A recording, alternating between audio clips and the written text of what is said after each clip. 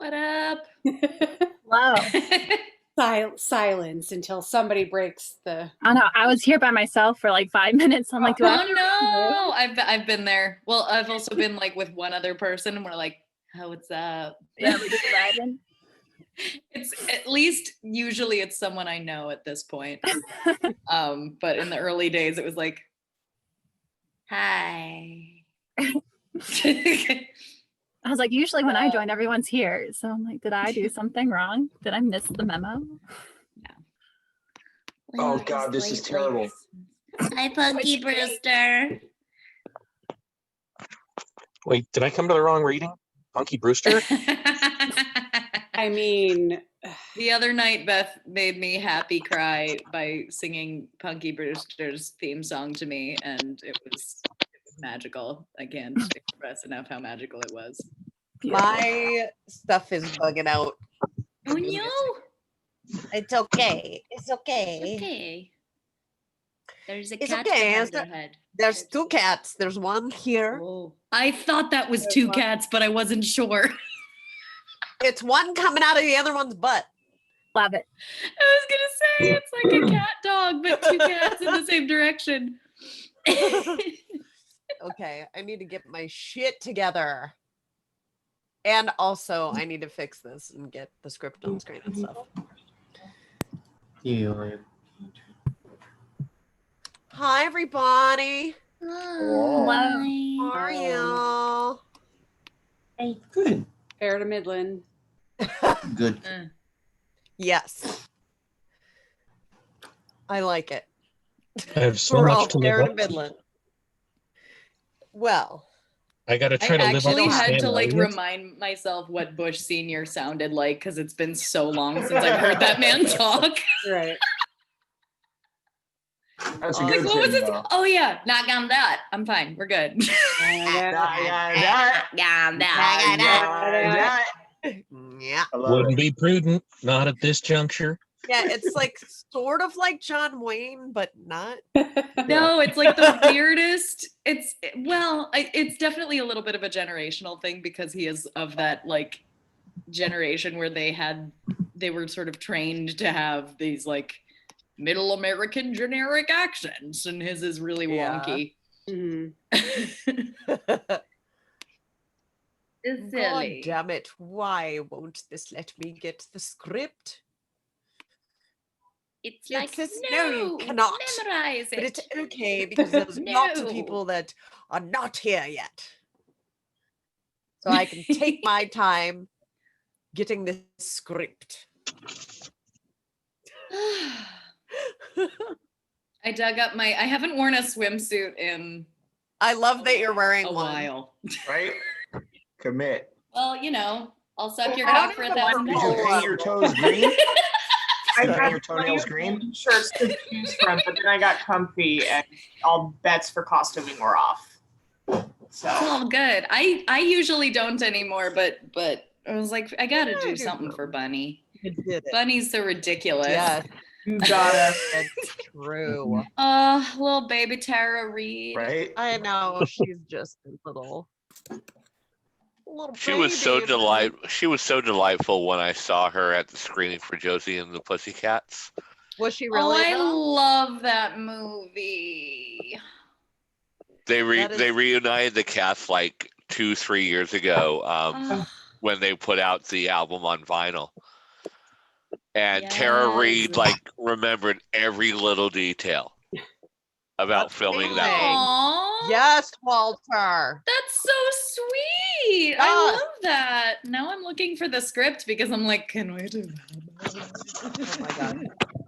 Yes. I would And love like to Right? go for the And Pussycat. when the band was playing, she was like dancing through the audience. Yes. Oh my god. I mean, that movie With- is fucking so good. I love that. She was dancing with Rachel Lee Cook, where Rachel Lee Cook apologized to us the next day about it on Twitter. Oh, that's so cute.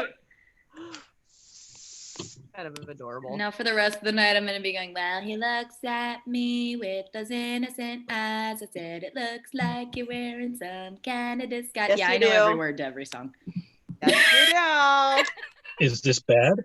You know me, girl. You know me. Okay, I'm trying. It's literally canon. Josie and the Pussycats is the best movie ever. Join the It Navy. is. Yeah. It is. Josie and the Pussycats is the best movie ever. Join the Navy. Oh, thank you, Mr. Movie Phone. God, that movie You're is so sleeping with dated him. now. You're sleeping with him. Well, it was 20 years ago. I'm here because I was in the comic book. Who the hell are we missing? Let's see. Gina's there, but she's on mute. Alex is there and Yes. he's on mute. Yes. Right. I almost said I actually- am not, and then I realized, nope, there's another one. I feel like Now you two have to everybody's fight. Here. I was gonna say there's two dudes. The dude and the dude. No, it's the big Double one and the dude. little one. Yeah. Oh, the big Lebowski the- and the he's Mr. regular Lebowski. Lebowski. Yeah. I'm the Yes. dude. Yes. He's the big. That makes so much big. more sense. He's confusing. The big. Little Lebowski over in the Cheevers guy. Yes. Yeah. Okay, shit. I think we're all here. Woo! Let's do it. I'm gonna cheer you on, you guys. Brick legs. Yay, Amy! Hi, babe! Miss you guys. Have a fun night. Ah, Were you the murderer, Amy? Since you were shooting Sherlock Holmes, were you the murderer? I was not the murderer. I was a cop and a bar wench. Love it. Yeah, it's great. Aren't you no always a bar spoilers. No wench? spoilers. I want to watch this show. I don't want to know who the murderer is. No It's not spoilers. Amy. Not me. Or Not- is it? I- There's no murder in this one. It's a jewel heist. Oh. I still okay, think never Amy mind did then. Yeah. Damn it. Could be. Never know. Oh my god, Joel! Oh my god, I'm so fucking delighted. Me too. This is beautiful. Hi there. Oh my god. You are the cutest. Oh my We god. watched this yesterday and we were just all talking about how Philip Seymour Hoffman is basically just perfection. Yeah. Oh, Ugh. so fucking good. Everything. Gold. Ah! Okay, yes, we are here. I think we're all here. You ready for this? Wait. All right, let's do it. All right. Exterior Los Angeles night. We are floating up a steep, scrubby slope. We hear male voices gently singing tumbling tumbleweeds and a deep, affable Western accented voice, Sam Elliott's perhaps. But way out west, there was a fella I want to tell you about. Fella by the name of Jeff Lebowski. At least, that was the handle his loving parents gave him. But he never had much use for it himself. Now, this Lebowski, he called himself the Dude. Now, Dude, that's a name no one would self-apply where I come from. But then, there was a lot about the Dude that didn't make a whole lot of sense to me. And a lot about where he lived, likewise. But then again, maybe that's why I found the place so darned interesting. We top the rise and the smoggy vastness of Los Angeles at twilight stretches out before us. They call Los Angeles the City of Angels. I didn't find it to be that exactly, but I'll allow as there are some nice folks there. Of course, I can't say I've seen London, and I've never been to France, and I ain't never seen no queen in her damn undies, as the fella says. But I'll tell you what, after seeing Los Angeles and this here story I'm about to unfold, well, I guess I seen something ain't every bit as stupefying as you'd see in any of those other places. And in English, too. So I can die with a smile on my face without feeling like the good Lord gypped me. Interior Ralph's. It is late. The supermarket all but deserted. We are tracking in on a 40-ish man in Bermuda shorts and sunglasses at the dairy case. He is the Dude. His rumpled look and relaxed manner suggest a man in whom casualness runs deep. He is feeling quarts of milk for coldness and examining their expiration dates. Now, this story I'm about to unfold took place back in the early 90s, just about the time of our conflict with Saddam and the Iraqis. I only mention it because sometimes there's a man, I won't say a hero, because what's a hero? But sometimes there's a man. The dude glances furtively about and then opens a quart of milk. He sticks his nose in the spout and sniffs. And I'm talking about the dude here. Sometimes there's a man who, well, he's the man for his time and place. He fits right in there. And that's the dude in Los Angeles. She waits, arms folded. A small black and white TV next to her register shows George Bush on the White House lawn with helicopter rotors spinning behind him. This aggression will not stand. This will not stand. The dude, peeking over his shades, scribbles something at the little customer's lectern. Milk beads his mustache. And even if he's a lazy man, and the dude was certainly that, quite possibly the laziest in Los Angeles County. The dude has his Ralph's Shoppers Club card to one side and is making out a check to Ralph's for 69 cents. Which would place him high in the running for laziest worldwide. But sometimes there's a man. Sometimes there's a man. Exterior Ralph's, long shot of the glowing Ralph's. There are only 2 or 3 cars parked in the huge lot. Well, I lost my train of thought here, but oh hell, I done introduced him enough. The dude is a small figure walking across the vast lot. Next to him walks a Mexican carryout boy in a red apron and cap carrying a small brown bag holding the quart of milk. The 2 men's footsteps echo in the still of the night. After a beat of walking, the dude offhandedly points. It's the LeBaron. Interior dude's house. The dude is going up the walkway of a small Venice bungalow court. He holds the paper sack in one hand and a small leatherette satchel in the other. He awkwardly hugs the grocery bag against his chest as he turns a key in his door. Interior, inside. The dude enters and flicks on a light. His head is grabbed from behind and tucked into an armpit. We track him as he is rushed through the living room, his arm holding the satchel flailing away from his body. Going into the bedroom, the outflung satchel catches a piece of door frame and wallboard and rips through it, leaving a hole. The dude is propelled across the bedroom and on into a small bathroom, the satchel once again taking away a piece of the door frame. His head is plunged into the toilet. The paper bag hugged to his chest explodes milk as it hits the toilet rim, and the satchel pulverizes tile as it crashes to the floor. The dude blows bubbles. We want that money, Lebowski. Bunny said you were good for it. Hands haul the dude out of the toilet. The dude blubbers and gasps for air. Where's the money, Lebowski? His head is plunged back into the toilet. Where's the money, Lebowski? The hands haul him out again, dripping and gasping. Where's the fucking money, shithead? It's down there somewhere. Let me take another look.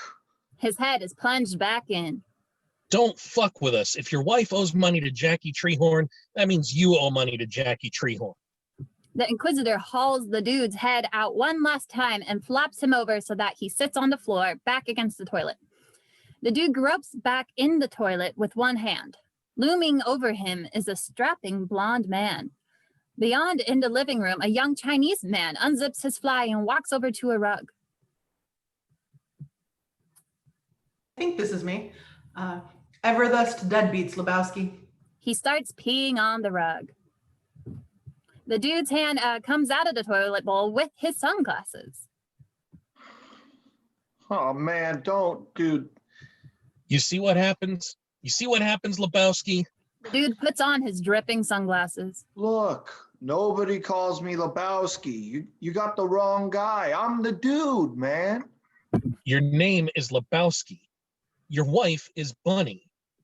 Bunny, look, moron. He holds up his hands. You see a wedding ring? Does this place look like I'm fucking married? All my plants are dead. The blonde man stoops to unzip the satchel. He pulls out a bowling ball and examines it in the manner of a superstitious native. The fuck is this? The dude pats at his pockets, takes out a joint, and lights it. Obviously, you're not a golfer. The blonde man drops the ball, which pulverizes more tile. Woo? The Chinese man is zipping his fly. Yeah? Wasn't this guy supposed to be a millionaire? Eh? They both look around. Fuck. What do you think? Looks like a fucking loser. The dude pulls his sunglasses down his nose with one finger and peeks over them. Hey, at least I'm housebroken. The two men look at each other. They turn to leave. Fucking waste of time. The blonde man turns testedly at the door. Thanks a lot, asshole. On the door slam, we cut to exterior bowling club. Bowling pins scattered by a strike. Music and head credits play over various bowling shots. Pins flying, bowlers hoisting balls, balls gliding down lanes, sliding feet, graceful releases, ball return spinning up a ball, fingers sliding into finger holes, etc. The music turns into boomy source music coming from a distant jukebox as the credits end over a clattering strike. A lanky blonde man with stringy hair tied back in a ponytail turns from the strike to walk back to the bench. That's Donnie. Yeah. I'm sorry, I forgot that we were muted. No. Hot damn, I'm throwing rocks tonight. Mark it, dude. We are tracking in on the circular bench towards a big man nursing a large plastic cup of bud. He has dark, worried eyes and a goatee. Hairy legs emerge from his khaki shorts. He also wears a khaki army surplus shirt with the sleeves cut off over an old bowling shirt. This is Walter. He squints through the smoke from his own cigarette as he addresses the dude at the scoring table. The dude, also holding a large plastic cup of bud, wears some of its foam on his mustache. This was a valued rug. He elaborately clears his throat. This was a... Yeah, man. It really tied the room together. This was a valued... Donnie, the strike scoring bowler, enters and sits next to Walter. What tied the room together, dude? Were you listening to the story, Donnie? What? Were you listening to the dude's story, I Donnie? was bowling. So you have no frame of reference, Donnie. You're like a child who wanders in the middle of a movie and wants to... What's the point, Walter? There's no fucking Here's my point, dude. There's no fucking reason. Yeah, Walter, what's your point? Huh? What's the point of it? We all know who was at fault, so what the fuck are you talking about? Huh? No. What the fuck are you? We're not talking about... We're talking about unchecked aggression here. What the fuck is he talking about? My rug. Forget it, Donnie. You're out of your element. This Chinaman who peed on my rug. I can't go give him a bill, so what the fuck are you talking about? Fuck are you talking? This Chinaman is not the issue. I'm talking about drawing a line in the sand. Dude, across this line, you do not... And also, dude, Chinaman is not the preferred nomenclature. Asian American, please. Walter, this is not a guy who built the railroads here. This is a guy who peed on my... What the fuck are you gonna... Walter, he peed on my rug. He peed on the dude's rug. You're out of your element, Donnie. This Chinaman is not the issue, dude. So who... Jeff Lebowski. Come on. The other Jeffrey Lebowski, the millionaire, he's going to be easier to find anyway than these two. And he obviously has wealth. The resources, obviously, and there's no fucking reason why his wife should go out and owe money and then they pee on your rug. Am I wrong? No, but... Am I wrong? Yeah, but... Okay. He elaborately clears his throat. That rug really tied the room together, did it not? Fucking A. This guy peed on it. Donnie, please. Yeah, I could find this Lebowski guy. His name is Lebowski? That's your name, dude. Yeah, this is the guy. This guy should compensate me for the fucking rug. I mean, his wife goes out and owes money and they pee on my rug. That's right, dude. They pee on your fucking rug. Close on a plaque. We pull back from the name Jeffrey Lebowski engraved in silver to reveal that the plaque from Variety Clubs International honors Lebowski as Achiever of the Year. Reflected in the plaque, we see the dude entering the room with a young man. We hear the two men talk. And this is the study. You can see the various commendations, honorary degrees, etc. Yeah, very impressive. Please feel free to inspect them. Yeah, I'm not really. Please. Uh-huh. We are panning the walls, looking at various citations and certificates unrelated to the ones being discussed off screen. That's the key to the city of Pasadena, which Mr. Lebowski was given 2 years ago in recognition of his various civic. That's a Los Angeles Chamber of Commerce Business Achiever Award, which is given, not necessarily given every year, given only when there's a worthy somebody, especially. Hey, is this him with Nancy? That is indeed Mr. Lebowski with the First Lady, yes. Taken when. Lebowski on the right? Of course, Mr. Lebowski on the right and Mrs. Reagan on the left. Taken when. He's handicapped, huh? Mr. Lebowski is disabled, yes. And this picture was taken when Mrs. Reagan was First Lady of the nation, yes, not of California. Far out. And in fact, he met privately with the president, though unfortunately there wasn't time for a photo opportunity. Nancy's pretty good. Wonderful woman. We were very. These are Mr. Lebowski's children, so to speak. Of different mothers, huh? No, they. I guess he's pretty, racially pretty cool. They're not his. They're not literally his children. They're the little Lebowski urban achievers, inner city children of promise without the. I see. Without the means for higher education. So Mr. Lebowski has committed to sending all of them to college. Jeez, think he's got room for one more? You never went to college. Well, yeah, I did, but I spent most of my time occupying various administration buildings. Smoking, tie stick, breaking into the ROTC. Yes. And bowling. I'll tell you the truth, Brant. I don't remember most of it. Jeez, fuck me. Our continuing track and pan have brought us onto a framed Life magazine cover, which is headlined, "Are You a Lebowski Achiever?" Oddly, the dude's sunglassed face is on it. We realize that under the magazine's logo and headline, the display is mirrored. We hear the door open and the whine of a motor. The dude wearing shorts and a bowling shirt turns to look. So does Brant, the young man we've been listening to. He wears a suit and has his hands clasped in front of his groin. Entering the room is a fat 60-ish man in a motorized wheelchair, Jeff Lebowski. Okay, sir, you're a Lebowski. I'm a Lebowski, that's terrific. I'm very busy, so what can I do for you? He wheels himself behind a desk. The dude sits facing him as Brant withdraws. Well, sir, it's this rug I have really tied the room together. You told Brant on the phone. He told me, so where do I fit in?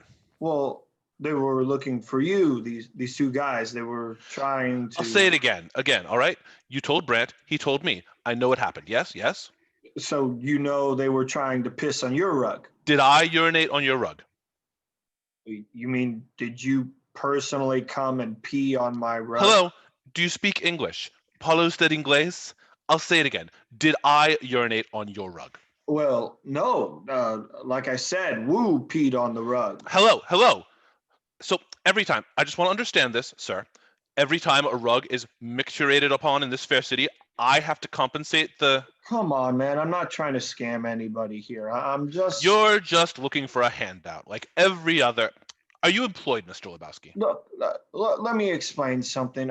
I'm not Mr. Lebowski. You're Mr. Lebowski. I'm the dude. So that's what you call me. That or Duder, his dudeness, or El Duderino if you know you're not in the whole brevity thing.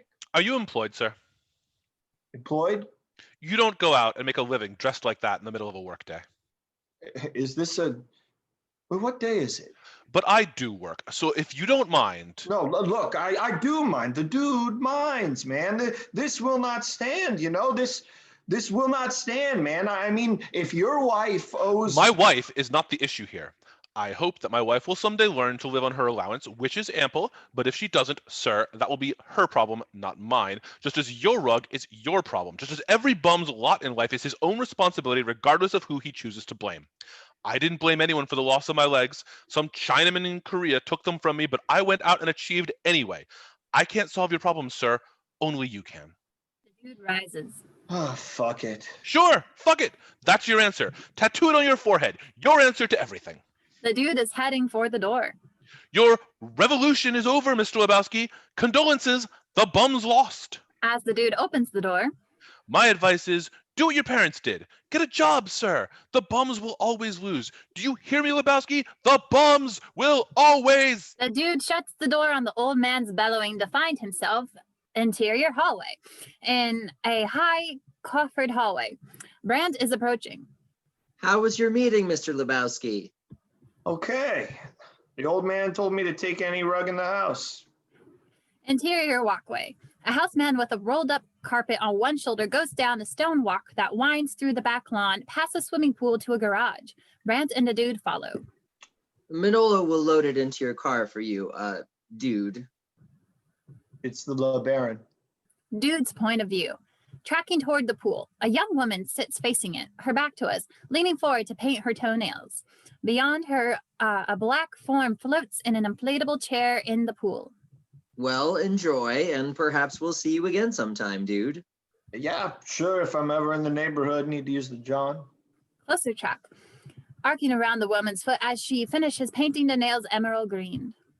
Looking Wider.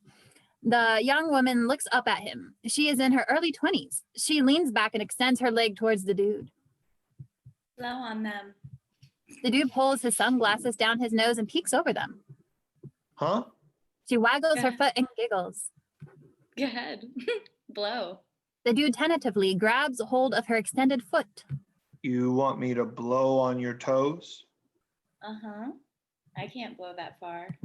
The dude looks over at the pool. You sure he won't mind? The man bobbing in an inflatable chair is passed out. He is thin, in his 30s, with long, stringy blonde hair. He wears black leather pants and a black leather jacket, open, shirtless, exposing fine blonde chest hair and pale skin. One arm trails off into the water. Next to it, an empty whiskey bottle bobs. Dieter doesn't care about anything. He's a nihilist. Practicing? The young woman smiles. You're not blowing. Brent nervously takes the dude by the elbow. Our guest has to be getting along, Mrs. Lebowski. The dude grudgingly allows himself to be led away, still looking at the young woman. Your bunny? I'll suck your cock for $1,000. Brent releases a gale of forced laughter. A wonderful woman, very free-spirited. We're all very fond of her. Brant can't watch though, or he has to pay $100. Oh, that's marvelous. He continues to lead away the dude, who looks back over his shoulder. I'm just gonna go find a cash machine. Interior bowling club. Bowling pins scattered by a strike. The bowlers. Donnie calls out from the bench. Grasshopper, dude. They're dead in the water. As the dude walks back to the scoring table, he turns to another team in black bowling shirts, the Cavaliers, that share the lane. Your maples, Carl. Walter, just arriving, is carrying a leatherette satchel in one hand and a large plastic carrier in the other. Way to go, Donnie. If you will it, it is no dream. You're fucking 20 minutes late. What the fuck is that? Theodore Herzl. Huh? State of Israel. If you will it, dude, it is no. What the fuck are you talking about? The carrier. What's in the fucking carrier? Oh, Cynthia's Pomeranian. Can't leave it at home alone or he eats the furniture. What the fuck are you talking? I'm saying Cynthia's Pomeranian. I'm looking after it while Cynthia and Marty Ackerman are in Hawaii. You brought a fucking Pomeranian bowling? What do you mean brought it bowling? I didn't rented shoes, dude. I'm not buying it a fucking beer. He's not gonna take your fucking turn, dude. He lets the small yapping dog out of the carrier. It scoots around the bowling table, sniffing at the bowlers and wagging its tail. Hey, man, if my fucking ex-wife asked me to take care of her fucking dog while she and her boyfriend went to Honolulu, I tell her to go fuck herself. Why can't she board it? First of all, dude, you don't have an ex. Secondly, it's a fucking show dog with fucking papers. You can't board it. It gets upset. Its hair falls out. Hey, man. Fucking dog has papers, dude. Over the line! Smokey turned from his last roll to look at Walter. Smokey, huh? Over the line, Smokey. I'm sorry, that's a foul. Bullshit. 8, dude. Excuse me? Market 0, next frame. Bullshit, Walter. This is not nom. This is bowling. There are rules. Come on, Walter. It's Smokey. So is toe slipped over a little. It's just a game, man. This is a league game. This determines who enters the next round robin. Am I wrong? Yeah, but Am I wrong? I wasn't over. Give me the marker, dude. I'm marking it an 8. Walter takes out a gun. Smokey, my friend, you are entering a world of pain. Hey, Walter. Mark that frame an 8, and you're entering a world of pain. I'm not. A world of pain. Manager in a bowling shirt style uniform is running for a phone. Look, dude, I don't hold with this. This guy is your partner. You should. Walter primes the gun and points it at his head. Has the whole world gone crazy? Am I the only one here who gives a shit about the rules? Mark, it's 0. The Pomeranian is excitedly yapping at Walter's elbow, making high body twisting tail wagging leaps. Walter, they're calling the cops. Put the piece away.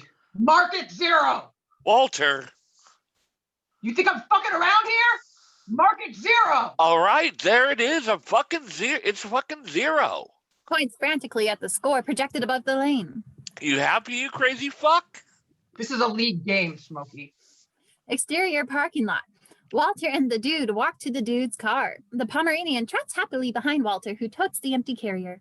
Walter, you can't do that. These guys are like me. They're pacifists. Smokey was a conscientious objector. You know, dude, I myself dabbled with pacifism at one point. I'm not a nom, of course. And you know Smokey has emotional problems.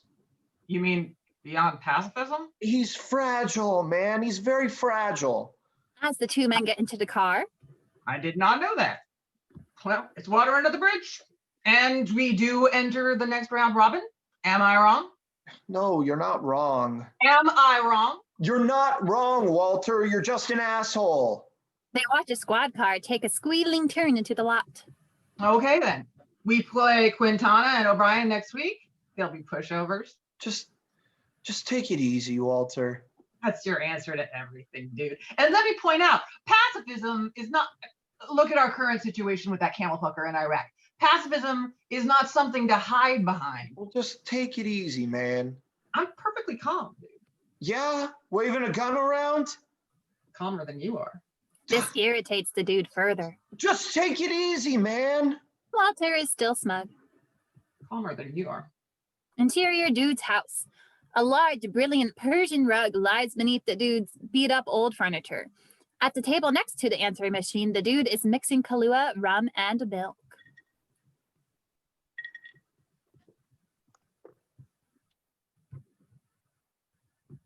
Smokey. Dude, this is Smokey.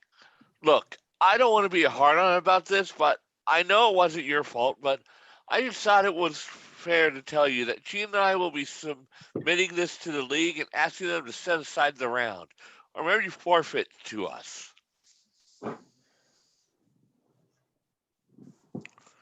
So, like I say, just thought, fair warning. Tell Walter.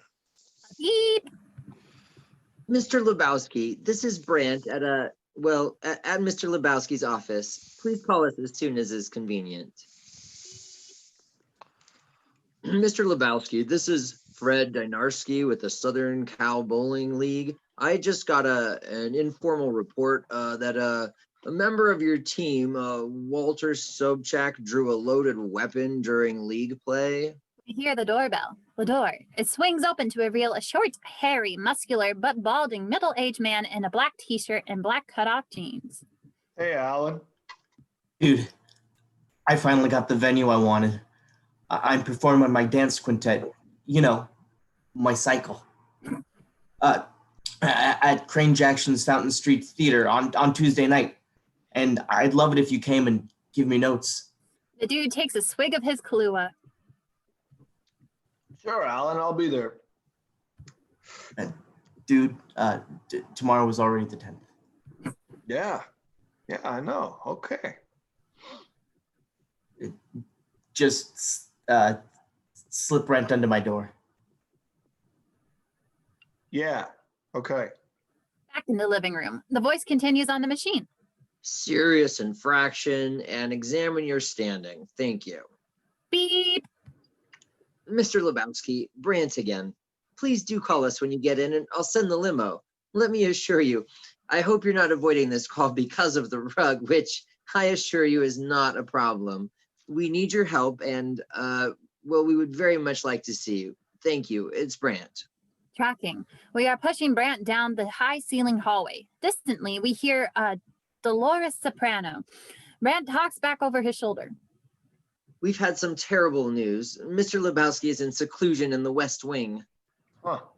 Brant throws open a pair of heavy double doors. The music washes over us as we enter a great study where Jeffrey Lebowski, a blanket thrown over his knees, stares hauntedly into a fire, listening to something. Brant announces ambiguously. Mr. Lebowski. Jeffrey Lebowski waves the dude in without looking around. It's funny. I can look back on a life of achievement, on challenges met, competitors bested, obstacles overcome. I've accomplished more than most men, and without the use of my legs. What makes a man, Mr. Lebowski? Dude. Huh? I don't know, sir. Is it being prepared to do the right thing, whatever the price? Isn't that what makes a man? Sure. That and a pair of testicles. Lebowski turns away from the dude with a haunted stare, lost in thought. You're joking, but perhaps you're right. The dude thumps at his chest pocket. You mind if I smoke a J? Bunny. He turns back around and the firelight shows tear tracks on his cheeks. Excuse me? Bunny Lebowski. She is the light of my life. Are you surprised at my tears, sir? Oh, fucking A. Strong men also cry. Strong men also cry. He clears his throat. I received this fax this morning. Brant hastily pulls a flimsy sheet from his clipboard and hands it to the dude. As you can see, it is a ransom note sent by cowards, men who are unable to achieve on a level field of play, men who will not sign their names, weaklings, bums. The dude examines the fax. We have Bunny gather $1 million in unmarked non-consecutive 20s. Await instructions. No funny stuff. Bummer.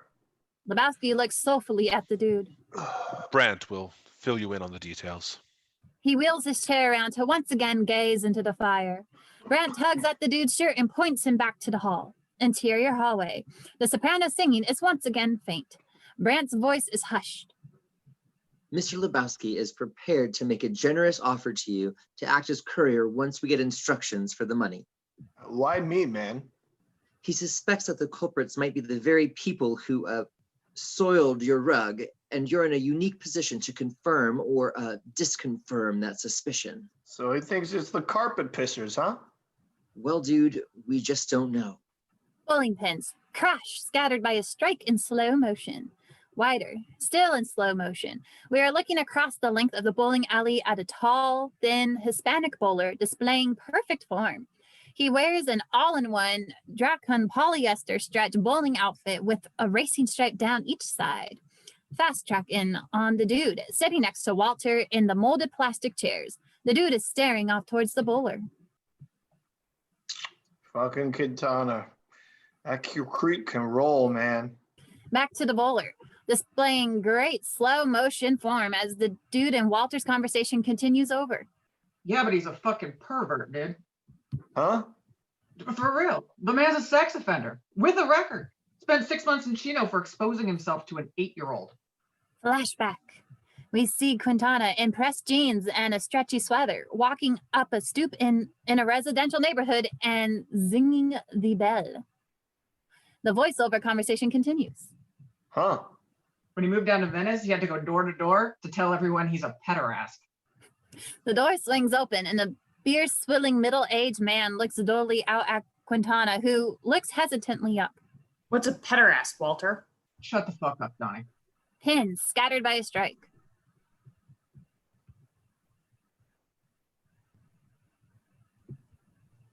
Whoa, I'm doing a thing.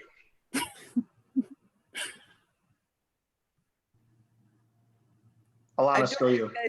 That's a Oh, that's description. me? Oh, it confused me because the name's in the center. Quintana wheeling and thrusting a black gloved fist into the air. Stitched above the breast pocket of his all-in-one is his first name, Jesus. Back to Walter and the dude. They have been joined by Donnie. Anyway, how much do they offer you? 20 grand. And of course, I still keep the rug. Just for making the handoff? Yeah. He slips a little black box out of his shirt pocket. They gave the dude a beeper, so whenever these guys call. What if it's during a game? Yeah, I told him if it was during league play. Donnie has been watching Quintana. If what's during league play? Life does not start and stop at your convenience, you miserable piece of shit. What's wrong with Walter, dude? I figure it's easy money. It's all pretty harmless. I mean, she probably kidnapped herself. Huh? What do you mean, dude? Rug peers did not do this. Yeah, I mean, look at it. Young trophy wife marries a guy for money, but figures he isn't giving her enough. She owes money all over town. That fucking bitch. Yeah, it's all a goddamn fake. Like Glennon said, look for the person who will benefit. And you will, you know what I'm trying to say. I am the walrus? That fucking bitch. Yeah. I am the walrus. Shut the fuck up, Donnie. V.I. Lenin. Vladimir Ilyinich Ulyanov. What the fuck is he talking about? That's fucking exactly what happened, dude. That makes me fucking sick. Yeah, well, what do you care, Walter? Yeah, dude, why is Walter so pissed off? Those rich fucks. This whole fucking thing. I did not watch my buddies die face down in the mucks of this fucking strumpet. I don't see any connection to Vietnam, Walter. Well, there isn't a literal connection, dude. Walter, face it, there isn't any connection. It's Have it your role. Have it your way. The point is that It's your role. the fucking ready to be- point- It's your role. Sorry. Are you ready to be fucked, man? They both look up. Quintana, on his way out, looks down at them from the lip of the lanes. Over his polyester all-in-one, he now wears a windbreaker with a racing stripe and Jesus stitched on the breast. He is holding a fancy black and red leather ball satchel, perhaps a Sylvia Wayne. Behind him stands his partner, O'Brien, a short, fat Irish man with tufted red hair. I see you rolled your way into the semis. Dios mío, man. Seamus and me, we're gonna fuck you up. Yeah, well, that's just like, your opinion, man. Quintana looks at Walter. Let me tell you something, pendejo. You pull any of your crazy shit with us, you flash a piece out on the lanes, I'll take it away from you and stick it up your ass and pull the fucking trigger till it goes click. Jesus. You said it, man. Nobody fucks with the Jesus. Jesus walks away. Walter nods sadly. 8-year-olds, dude. Interior, dude's bungalow. We are looking down at the dude who is prone on the rug. His eyes are closed. He wears a Walkman headset. Leaking tinningly through the headphones, we can just hear an intermittent clatter. In his outflung hand lies a cassette case labeled Venice Beach League Playoffs 1987. The dude absently licks his lips as we faintly hear a haul rumbling down the lane. On its impact with the pins, the dude opens his eyes. He screams. A blonde woman looms over him. Next to her, a young man in paint-splattered denim stoops and swings something towards the carrier. The sap catches the dude on the chin and sends his head thunking back onto the rug. A million stars explode against a field of black. We hear the la la la la of the man and me. The black field dissolves into the pattern of the rug. The rug rolls away to reveal an aerial view of the city of Los Angeles at twilight, moving below us at great speed. The dude is flying over the city, his arms thrown out in front of him, the wind whipping his hair and billowing his bowling shirt. He looks up. Ahead, the mysterious blonde wings away, riding on the dude's rug like a sheik on a magic carpet. She is outpacing us, growing smaller. The dude does a couple of lazy crawl strokes and then notices that a bowling ball has materialized in his forward hand. His bemusement turns to concern over the aerodynamic implications just as the ball seems to suddenly assume its weight, abruptly snapping his arm down and him after it. He is falling. From a high angle, we see the dude hurtling down towards the city, dragged by the ball. A reverse looking up shows the dude hurtling towards us out of the inky sky, his eyes wide with horror. Led by the bowling ball, he zooms past the camera, leaving us in black. We hear a distant rumble like thunder. Dull reflections materialize in the darkness. They are glints off the shiny surface of an oncoming bowling ball. We pull back to reveal that the blackness was inside of a ball return, and a gleaming bowling ball is being regurgitated up at us, overtaking us. The dude looks up at the looming ball, its mass rolling a huge shadow across his face. The gleaming ball shows 3 dead black holes rolling towards us, finger holes. The largest thumb hole rolls directly over us, engulfing us once again in black. The black rolls away, and we are spinning down the bowling lane, our point of view, that of someone trapped in the thumb hole of the rolling ball. We see the receding bowler spinning away. It is the blonde woman performing her follow-through. Floor spins up at us and then away. Ceiling spins up and away. The length of the alley with the pins at the end. Floor, ceiling, approaching pins again and again. We hit the pins and clatter into blackness. We hear pins spin, hit each other, and drop. We hear an irritating, incessant beeping fade in. We are close on the dude, upside down. As the picture fades in, the bowling ball noises continue, but filtered and faint. They come from the dude's Walkman, the headset of which is now askew with one arm off his ear. As the dude opens his eyes, we spiral slowly upward to put him right side around. His head is now resting against a hardwood floor, not rug. Oh, man. He raises himself onto his elbows and massages the red lump on his jaw. The beeper on his belt is blinking red in sync with the continuing irritating beeps. Wide on the room. An end table is upset, but otherwise the furniture is in place. The rug is gone. The dude looks around. The bowling sounds continue. The beeps continue. The phone starts to jangle. We push Brant down the familiar marble hallway. Again, there is a distant aria. Brant throws out a wrist to look at his watch. They called about 80 minutes ago. They want you to take the money and drive north on the 405. They'll call you on the portable phone with instructions in about 40 minutes. One person only, or I'd go with you. They were very clear on that. One person only. What happened to your jaw?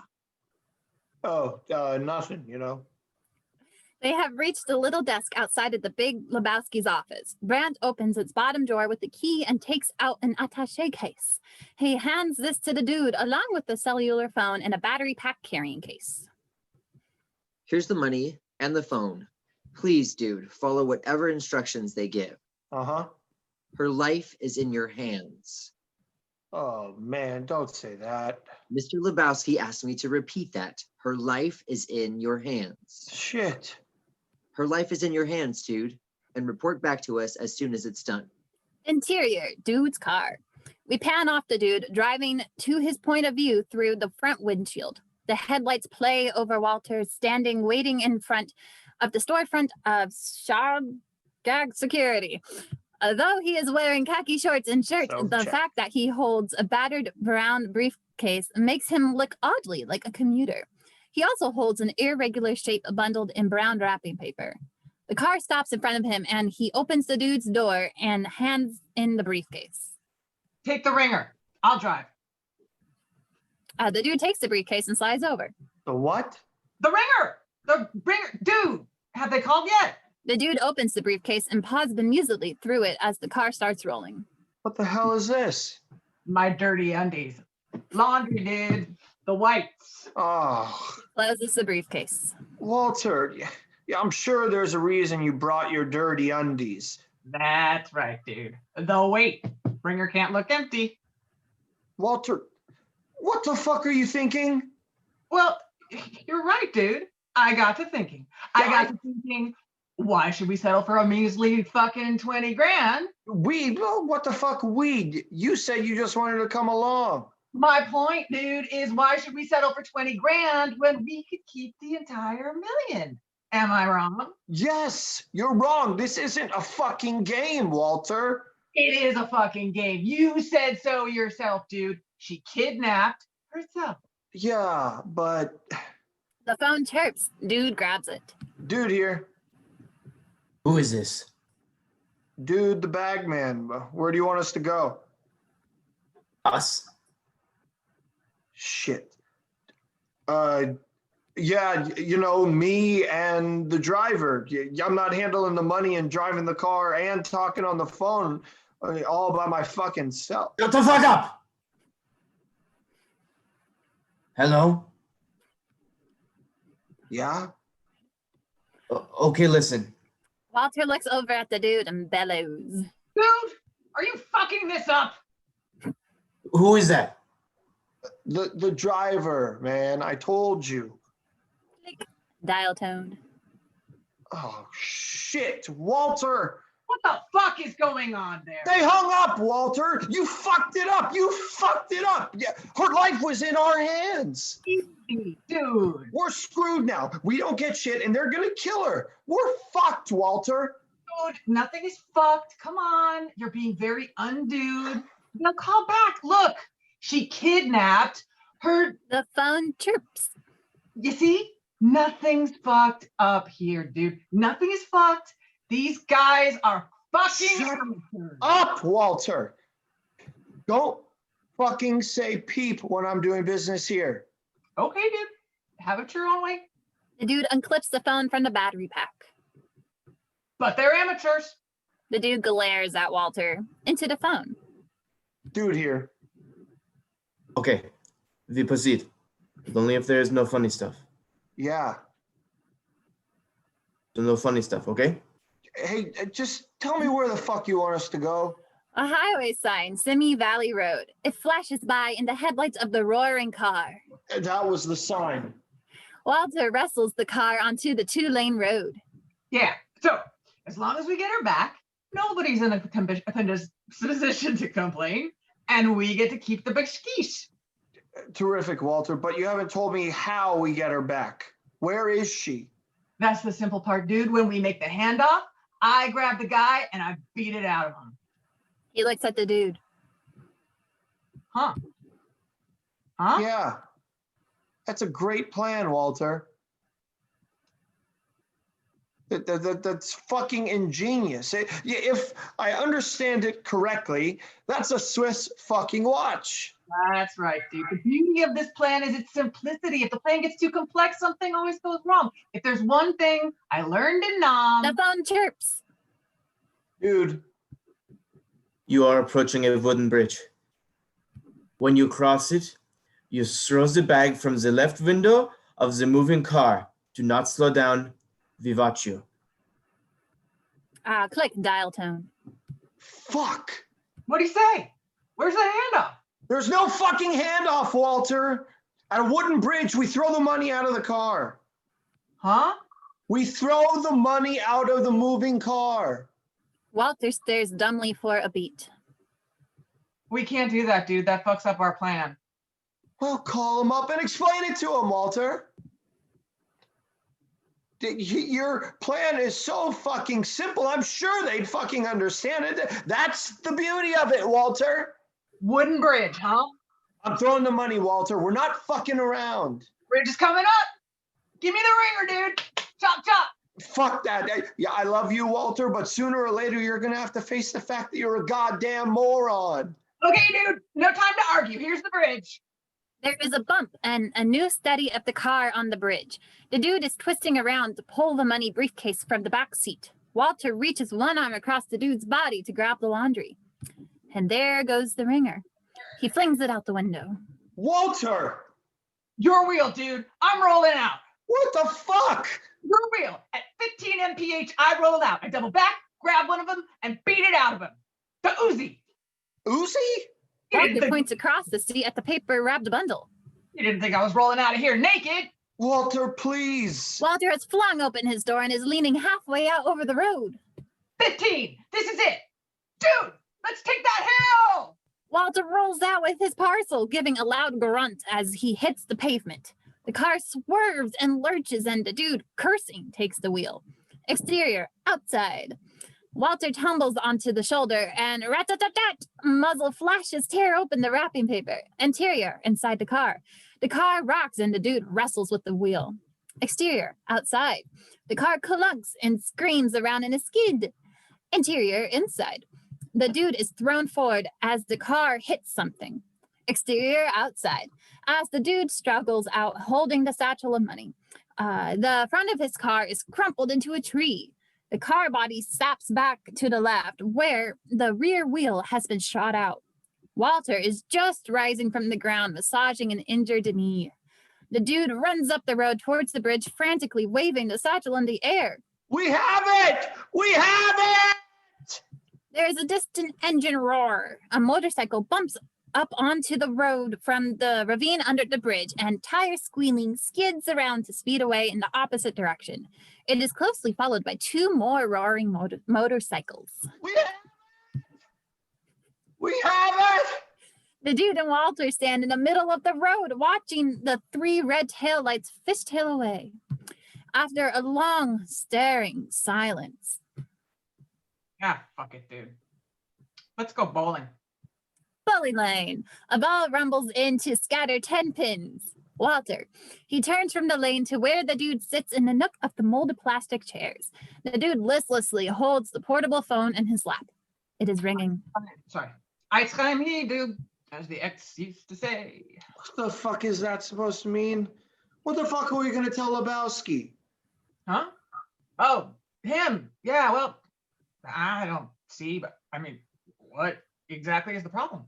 The portable phone stops ringing. Huh? The problem is, what do you mean?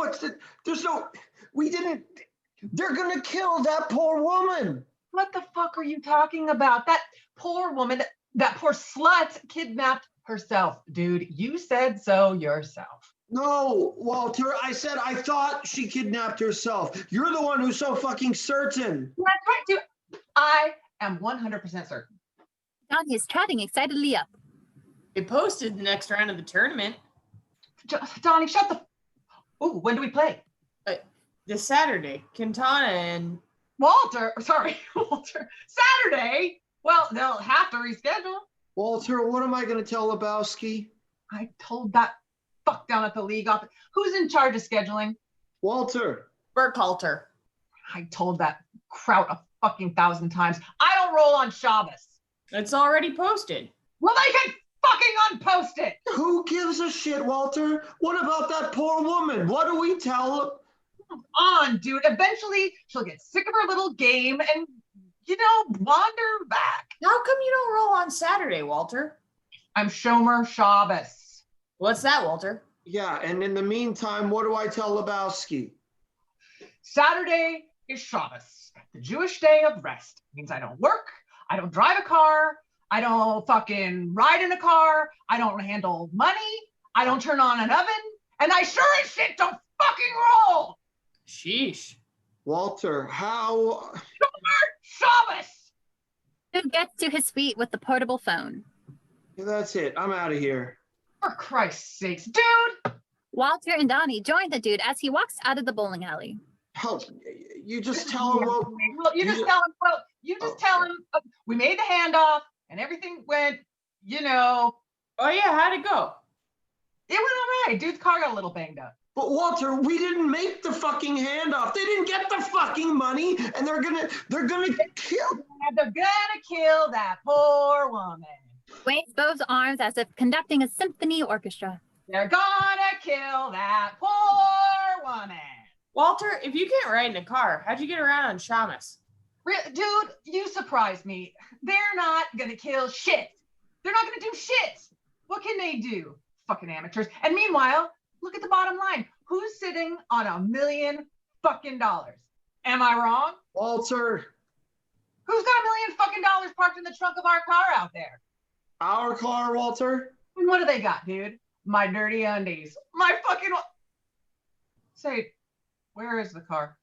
3 bowlers stop at the edge of the lot, stare out at an empty parking space. Who is your undies, Walter?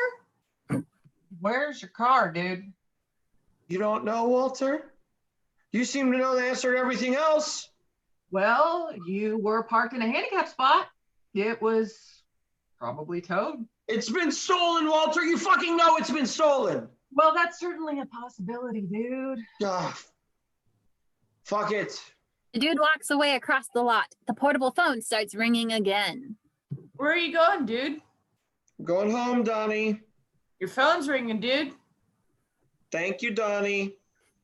Dude's living room. The dude is slumped disconsolately back in his easy chair, fingers of one hand cupped over his sunglasses.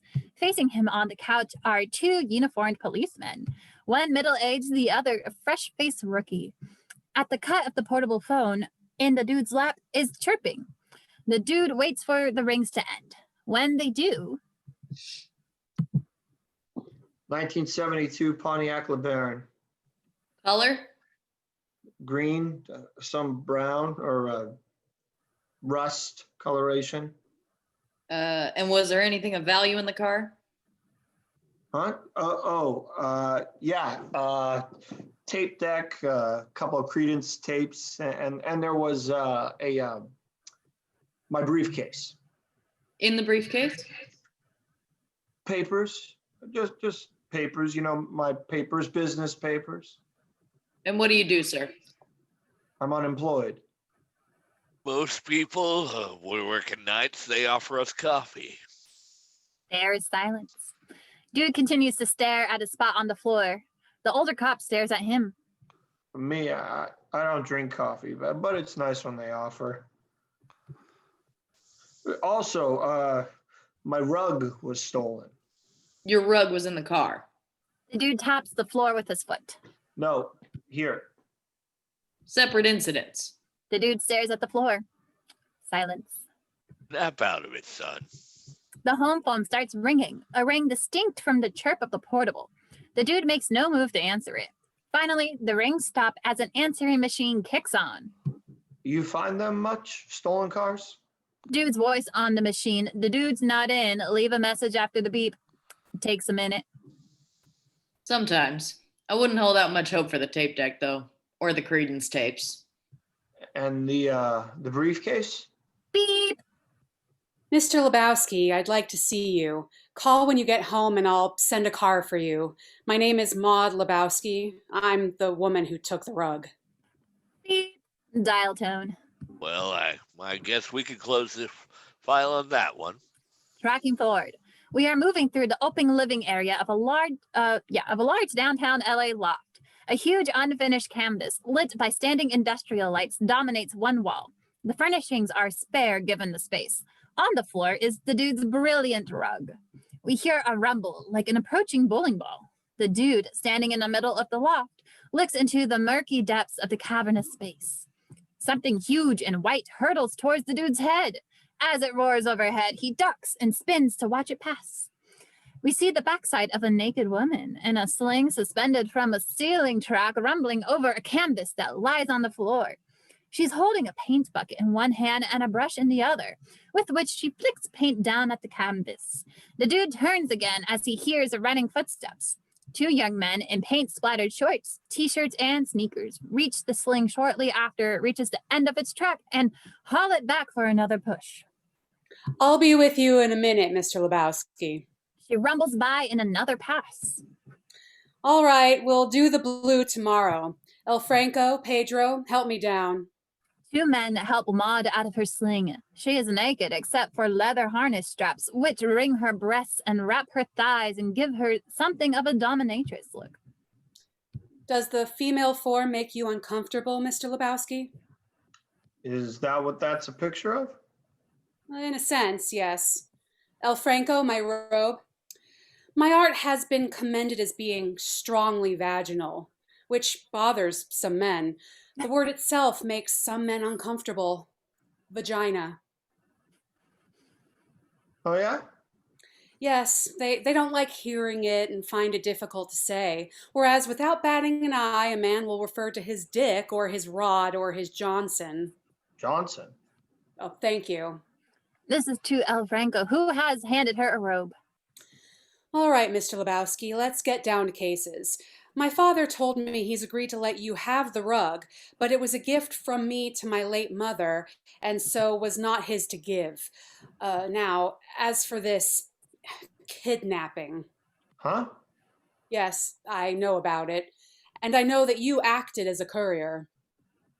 And let me tell you something, the whole thing stinks to high heaven. Right, but let me explain about that rug.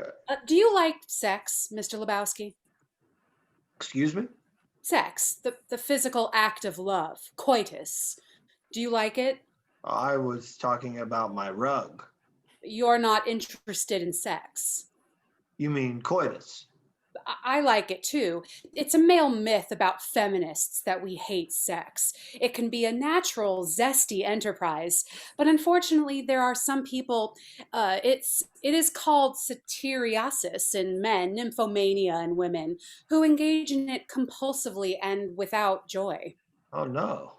Yes, Mr. Lebowski. These unfortunate souls cannot love in the true sense of the word. Our mutual acquaintance, Bunny, is one of these. Listen, Maud, I'm sorry if your stepmother is a nympho, but yeah, I don't see what that has to do with it. Do you have any Kahlua? Take a look at this, sir. She is aiming a remote at a projection TV. The screen flickers to life. A title card. Jackie Treehorn presents. Second card. Carl Hungus and Bunny La Jolla in. Third card. Log Jammin'. The dude is at the bar. A bottle of Kahlua frozen halfway to his glass. From the television set, we hear a doorbell ring and then a door opening. On the TV screen, the door opens to reveal a sallow-faced man in blue coveralls. It is Dieter, the floater in Lebowski's pool. Hello? 9 dispatcher says there is a problem. Meet dein cable. Shit, I know that guy. He's a nihilist. And you recognize her, of course. The girl answering the door is Bunny Lebowski. The TV is in here. Okay. I bring my tools. This is my friend Sherry. She just came over to use the shower. The story is ludicrous. My name is Carl. It's hard to work in these clothes. Maud switches off the set. Lord, you can imagine where it goes from here. He fixes the cable? Don't be fatuous, Jeffrey. Little matter to me that this woman chose to pursue a career in pornography, nor that she has been banging Jackie Treehorn, to use the parlance of our times. However, I am one of 2 trustees of the Lebowski Foundation, the other being my father. The foundation takes youngsters from Watts and... Shit, yeah, the Achievers. Little Lebowski urban achievers, yes, and proud we are of all of them. I asked my father about his withdrawal of $1 million from the foundation account, and he told me about this abduction, but I tell you it is preposterous. This compulsive fornicator is taking my father for the proverbial ride. Yeah, but I'm getting to your rug. Rug. My father and I don't get along. He doesn't approve of my lifestyle, and needless to say, I don't approve of his. Still, I hardly wish to make my father's embezzlement a police matter, so I'm proposing that you try to recover the money from the people you delivered it to. Well, sure, I could do that. If you successfully do so, I will compensate you to the tune of 1% of the recovered sum. 100,000, yes. Bones or clams or whatever you call them. Yeah, but what about the rug? Your rug, yes. Well, with that money, you can buy any number of rugs that don't have sentimental value for me.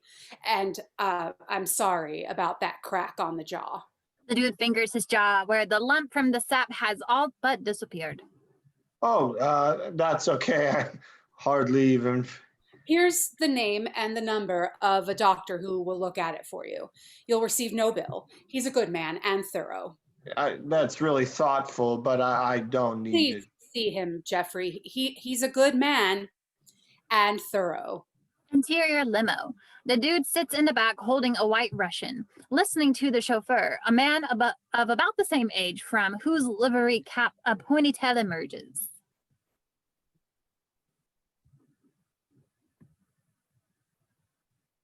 Sorry. So I says, my son can't hold a job. My daughter's married to a fucking loser, and I got a rash on my ass so bad I can't hardly sit down. But you know me, I can't complain. Fucking A, man, I got the rash. Fucking A, man, I gotta tell you, Tony. He takes a sip of a freshly mixed white Russian, which leaves milk on his mustache. I was feeling really shitty earlier in the day. I lost a little money. I was down in the dumps. Forget about it. Yeah, man. Fuck it. I can't be worried about that shit. Life goes on. The limo has rolled to a stop.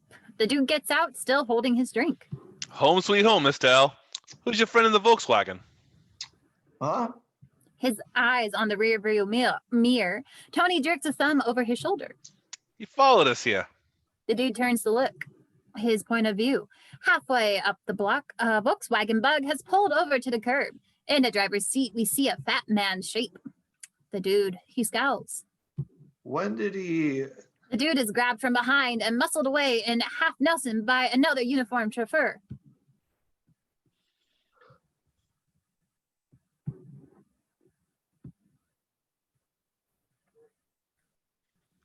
Second chauffeur.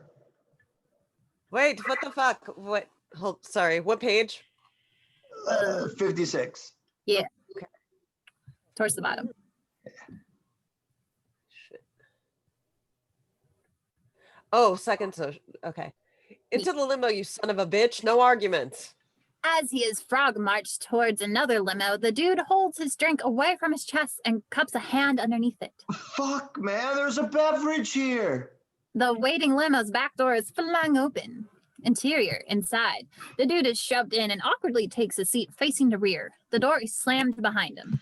Start talking and talk fast, you lousy bum. We've been frantically trying to reach you, dude. Brant sits catty-corner from the dude. Directly across from the dude is the big Lebowski, a comforter across his knees. Where's my goddamn money, you bum? Well, I don't... They did not receive the money, you nitwit. They did not receive the goddamn money. Her life was in your hands. This is our concern, dude. No, man, nothing is fucked here. Nothing is fucked. The goddamn plane has crashed into the mountain. Come on, man. The dude takes a hurried sip from his drink. Come on, man. Who are you gonna believe? Those guys are... We dropped off the damn money. What? The royal we, you know, the editorial, I dropped off the money exactly as per... Look, I've got certain information, certain things have come to light, and has it ever occurred to you, man, that given the nature of all this new shit that, you know, instead of running around blaming me, that this whole thing might just be, not just such a simple, but, What in God's holy name are you blathering about? Yeah, I'll tell you what I'm blathering about. I got new information. New shit has come to light, and shit, man, she kidnapped herself. Lebowski stares at him, dumbstruck. The dude is encouraged. Well, sure, look at it. Young trophy wife. I mean, in the parlance of our time, owes money all over town, introducing, including to known pornographers, and that's cool. That's cool. But I'm saying she needs money, and of course they're gonna say they didn't get it because she wants more. Man, she's got to feed the monkey. I mean, hasn't that ever occurred to you, sir? No, Mr. Lebowski, that had not occurred to me. That had not occurred to us, dude. Well, okay, you're not privy to all the new shit, so but that's what you pay me for. Speaking of which, would it be possible for me to get my 20 grand in cash? Yeah, I gotta check this with my accountant, of course, but my concern is that it could bump me into a higher tax bracket. Brent, give him the envelope. Well, okay, if you already made out the check. Alana, I think that's you. Oh, weird. Yeah. All right, Brandt is handing him a leather-sized envelope, which is distanced by something inside. We received it this morning. The dude, frowning, untucks its flap, takes out some cotton wadding, and unrolls it. Since you have failed to achieve even in the modest task that was your charge, since you have stolen my money and since you have unrepentantly betrayed my trust. The wadding undone reveals a smaller wad of gauze taped up inside. The dude undoes the tape with his fingernails and starts to unroll the inner package. I have no choice but to tell these bums that they should do whatever is necessary to recover their money from you, Jeffrey Lebowski, and with Brant as my witness, tell you this. Any further harm visited upon Bunny shall be visited tenfold upon your head. Between thumb and forefinger, the dude holds up the contents of the package. A little toe with emerald green nail polish. By God, sir, I will not abide another toe. Interior coffee shop. The dude and Walter sit at the counter, both staring off into space, both absently stirring their coffee with little clinky noises. After a long beat. That wasn't her toe. Whose toe was it, Walter? How the fuck should I know? I do know that nothing about it indicates a nail polish, Walter.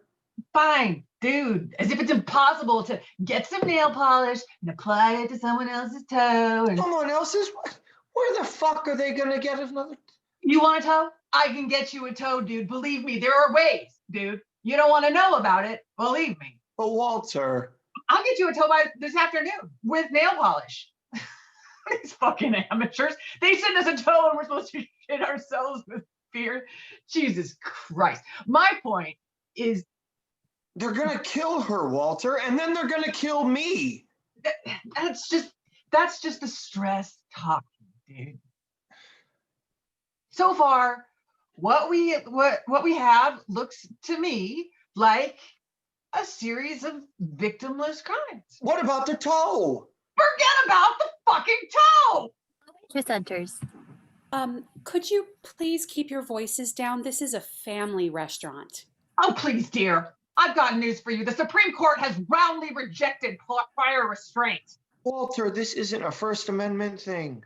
Sir, if you don't calm down, I'm going to have to ask you to leave. Lady, I've got buddies who died face down in the muck so that you and I could enjoy this family restaurant. All right, I'm leaving. I'm sorry, ma'am. Don't run away from this, dude. God damn it. This affects all of us. Dude has left frame. Walter calls after him. Our basic freedoms. He looks defiantly around. I'm staying. Finishing my coffee. He stirs the coffee, bopping his head in time to the music affecting nonchalance. Finishing my coffee. Interior, dude's bathroom. A dripping noise. The dude sits in the bathtub, staring stuporiously. A joint pinched in one hand, a washcloth draped over his head. We hear the phone ringing in the other room. The dude is staring at his toes, which protrude from the soapy water splayed against the far side of the tub. After the dude's outgoing message, we hear.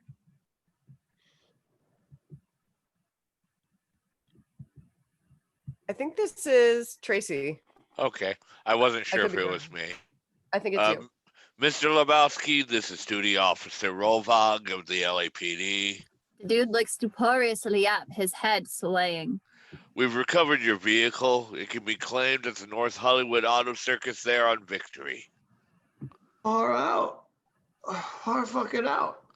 You'll just need to present, The message is interrupted by loud smashing sounds, as if someone applying a baseball bat to the answering machine. He looks blearily at the open doorway. A tall man dressed in black leather with a cricket paddle is striding across the living room towards the bathroom. Hey, this is a private residence, man. The man has entered the bathroom and, in stride, swings the cricket paddle up to smash the overhead light. Two other men are entering behind him. The room is dark now, except for a spill from the living room. The men are backlit shapes. One of them holds a string at the other end of which a small animal skitters excitedly about the floor. The dude looks curiously at the small, nattering animal. Nice marmot. The man with the string scoops up the marmot and tosses it, screaming, into the bathtub. The dude screams. The marmot flashes frantically, biting at the dude in a frenzy of fearful aggression. We want the money, Lebowski. The dude screaming grabs the lip at the tub and starts to hoist himself up, but the first man lays a palm on top of his head and squishes him back into the water. You think we're kidding or making me the funny stuff? We could do things you only dreamed of, Lebowski. Yeah, we could really do it, Lebowski. We believe in nothing. He scoots up the marmot out of the water. It shakes itself off, spraying the dude. Jesus! We believe in nothing, Lebowski. Nothing! The marmot back on the floor is skittering around, shaking itself and convulsing in little sneezes. Jesus Christ! Tomorrow we come back and cut off your Johnson. Excuse me? I say we cut off your Johnson. The three men turn to leave over their retreating backs. Just think about that, Lebowski. Ja, your wiggly penis, Lebowski. Yeah, and maybe we stomp on it and squish it, Lebowski. Interior, North Hollywood Auto Circus. A policeman with a clipboard is leading the dude through a large parking lot. Lucky she wasn't shopped, Mr. Lebowski. Must have been a joyride situation. They abandoned the car once they hit the retaining wall. They have reached the dude's car. The driver's side exterior has been scraped raw. The policeman hands the dude a door handle and an exterior rear view mirror. These were on the road next to the car. You'll have to get in on the other side. The dude climbs in the passenger side. My fucking briefcase! It's not here! Yeah, sorry, I saw that on the report. You're lucky they left the tape deck, though. My fucking briefcase! Jesus, what's that smell? Yeah. Probably a vagrant slept in the car. Or perhaps just used it as a toilet and moved on. The dude tries to roll down the driver's window, but it will not go. He bellows through the glass. When will you find these guys? I mean, do you have any promising leads? Leads. Yeah. I'll just check with the boys down at the crime lab. They've assigned 4 more detectives to the case. Got us working in shifts. The dude looks sadly through his window at the policeman, rocking back on his heels, his raucous laughter muffled by the glass. Interior, bowling alley bar. The dude, Walter, and Donnie sit at the bar. The dude with a white Russian, Walter with a beer, and Donnie eating beer nuts. And then they're gonna stomp on it? Oh, will you shut the fuck up, Donnie? I figured my only hope is that the Big Lebowski kills me before the Germans can cut my dick off. No, that is ridiculous, dude. No one is going to cut your dick off. Thanks, Walter. Not if I have anything to say about it. Yeah, thanks, Walter. That gives me a very secure feeling. Dude. That makes me feel all warm inside. Now, dude. This whole fucking thing, yeah, I could be sitting here with just pee stains on my rug. Fucking Germans. Nothing changes. Fucking Nazis. They were Nazis, dude? Come on, Donnie. They were threatening castration. Uh-huh. We're gonna split hairs? No. Am I wrong? Well, they're nihilists. Huh? They kept saying they believe in nothing. Nihilists? Jesus. Say what you like about the tenets of National Socialism, dude. At least it's an ethos. Yeah. And let's also not forget, dude, that keeping wildlife and amphibious rodents or domestic for within the city limits, or that isn't legal either. What are you a fucking park ranger now? No, Who gives a shit about the fucking marmot? We're sympathizing here, dude. Fuck your sympathy. I don't need your sympathy, man. I need my fucking Johnson. What do you need that for, dude? You've got to buck up, man. You can't go into the tournament with this negative attitude. Fuck the tournament. Fuck you, Walter. Fuck the tournament? Okay, dude. I can see that you don't want to be cheered up. Come on, Donnie, let's go get us a lane. They leave the dude sitting morosely at the bar as he stares down into his empty glass. Another Caucasian, Gary. Right, dude. Friends like these, huh, Gary? That's right, dude. The pop song on the jukebox has ended. Someone puts on Tumbling Tumbleweeds. A man saunters up to the bar to take the stool that Walter vacated. He is middle-aged, amiable, craggly, handsome. Sam Elliott, perhaps. He has a large Western-style mustache and wears denims, a yoke shirt, and a cowboy hat. Do you have a good sarsaparilla? We recognize the voice of the stranger whose narration opened the movie.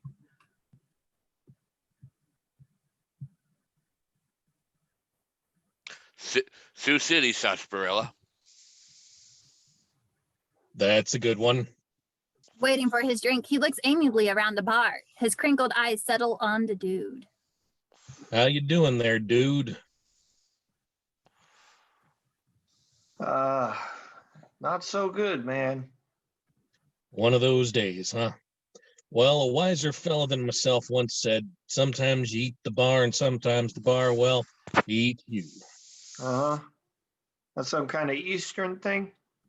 Far from it. The bartender puts a brown bottle and a frosted glass on the bar in front of the stranger, who touches his hat brim. Much obliged. I like your style, dude. Well, I like your style too, man.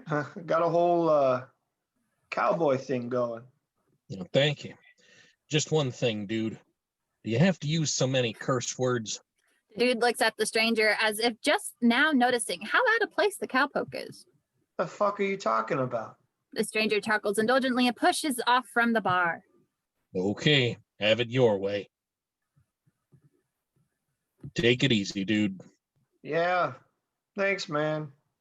He's gone. Tumbling Tumbleweeds is ending as we hear an off-screen voice breaking the spell.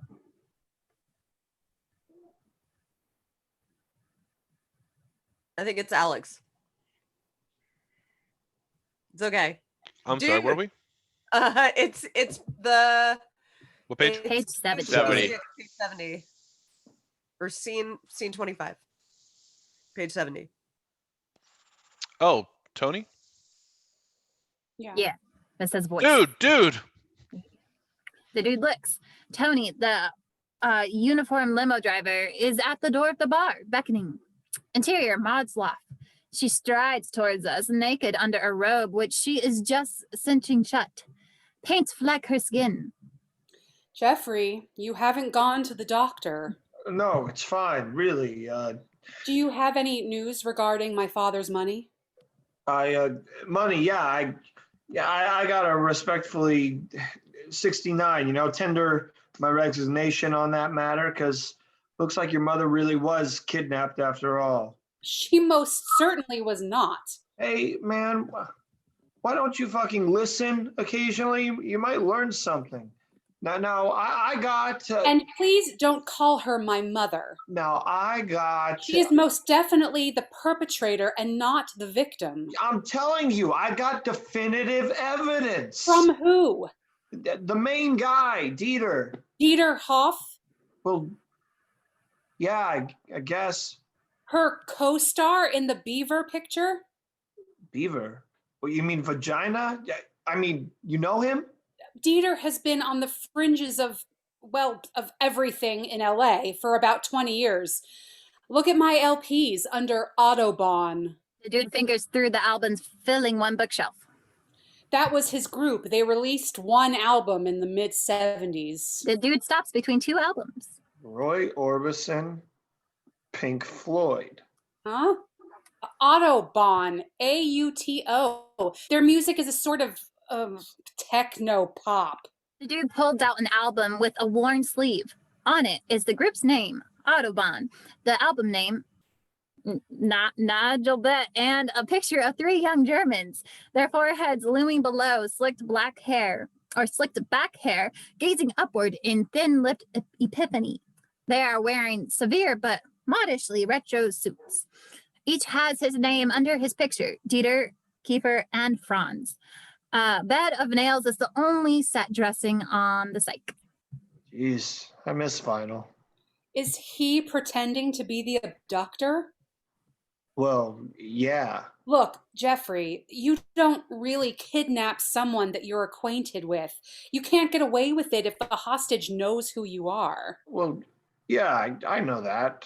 So Dieter has the money. Well, no, not exactly. It's a complicated case, Maud. A lot of ins, a lot of outs, and a lot of strands to keep in my head, man. Lots of strands and old duders. Do you still have that doctor's number? Huh? No, really. I don't even have the bruise anymore. Please, Jeffrey, I don't want to be responsible for any delayed after effects. Delayed after. I want you to see him immediately.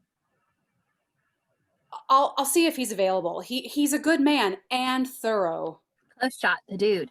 His eyes are closed, headset on, his shirt off. Leaking tinningly through the headset, we hear the opening bars of "Coming Up Around the Bend." Behind him, cropped so that we only see a little of his torso, a white smocked figure taps at the dude's back. After a moment, the figure circles to one side, out of frame. His hand reaches in to pull one arm of the headset away from the dude's ear, and as he does so, the music issues more strongly. Would you slide your shorts down, please, Mr. Lebowski? The dude's eyes open. Huh? No, she hit me right here. I understand, sir. Could you slide your shorts down, please? Interior dude's car. The dude is driving home. Credence tape plays. The dude is sucking down a joint. He glances at the rearview mirror and, noticing something, looks again. His point of view. A Volkswagen Bug is following, a lone fat man driving. The dude, his eyes still on the mirror, he absently takes the joint between his thumb and forefinger of his right hand and flicks it out the driver's window. Except that the window is not open. The butt bounces off the glass and around the car, showering sparks. Dude's crotch. The glowing butt rolls down the car seat between his legs. The dude screams. Exterior the street. The car careens wildly as the surrounding traffic veers off to make way, horns blaring. The car finally spins and comes to rest with its passenger side wrapped into a telephone pole. Interior, inside the car. The dude frantically grabs at his door, which won't open, and then slides over to push the passenger door, which also won't open. Fuck me. But he is sitting on the passenger side now, away from the little butt. He looks around for it. That's still me. Smoke is lisping up from between the driver's seat cushion and back cushion. Fuck Ola, man. He takes the beer and pours it in between the cushions. There is a hissing sound, but there is a piece of paper sticking out from between the cushions. The dude pulls it out. It is lined spiral notebook paper, slightly singed and dripping beer, covered with handwriting. In the upper right-hand corner is the name Lawrence Sellers, and under that, Mrs. Jamtoss, 5th period. The theme is titled Louisiana Purchase. In red ink is a large circle D, and some handwritten marginal comments, misspelled words are circled in red throughout. Exterior, Crane Jackson's Fountain, Street Theater. We are behind Walter, the dude, and Donnie, facing the stage in the background where Alan, the dude's balding landlord, is performing a dance modern.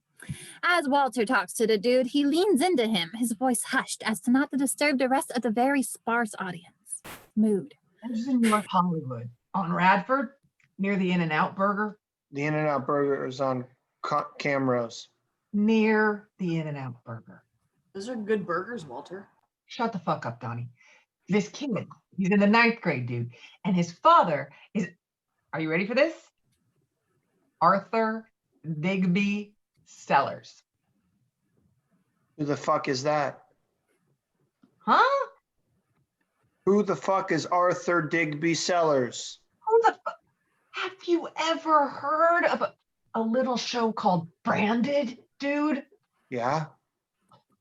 All but one man died there at Bitter Creek. Yeah, I know the fucking show, Walter. So what? Fucking Arthur Digby Sellers wrote 156 episodes, dude. Uh-huh. The bulk of the series. Uh-huh. He's not exactly a lightweight. No. And yet his son is a fucking dunce. Huh? Go figure. Well, we'll go there after the what have you. And then we'll be near the In-N-Out Burger. shut the fuck up, Donnie. We'll brace the kid. He'll be a pushover. We'll get that fucking money if he hasn't spent it already. A million fucking clams. And yes, we'll be near some burgers. Get some beers, a few laughs, and our fucking troubles will be over, dude. Exterior residential area. The dude and Walter are pulling up in front of a dilapidated house sitting on a scrubby lot. Parked incongruously in front of the house is a brand new red Corvette. Fuck me, man. The kid's already spent all the money. Hardly, dude. A new vet. The kid still got what, 9,600, 9,700,000, depending on the options. Wait in the car, Donnie. The front door. Walter rings the bell. It is opened by a matronly Spanish woman. Así?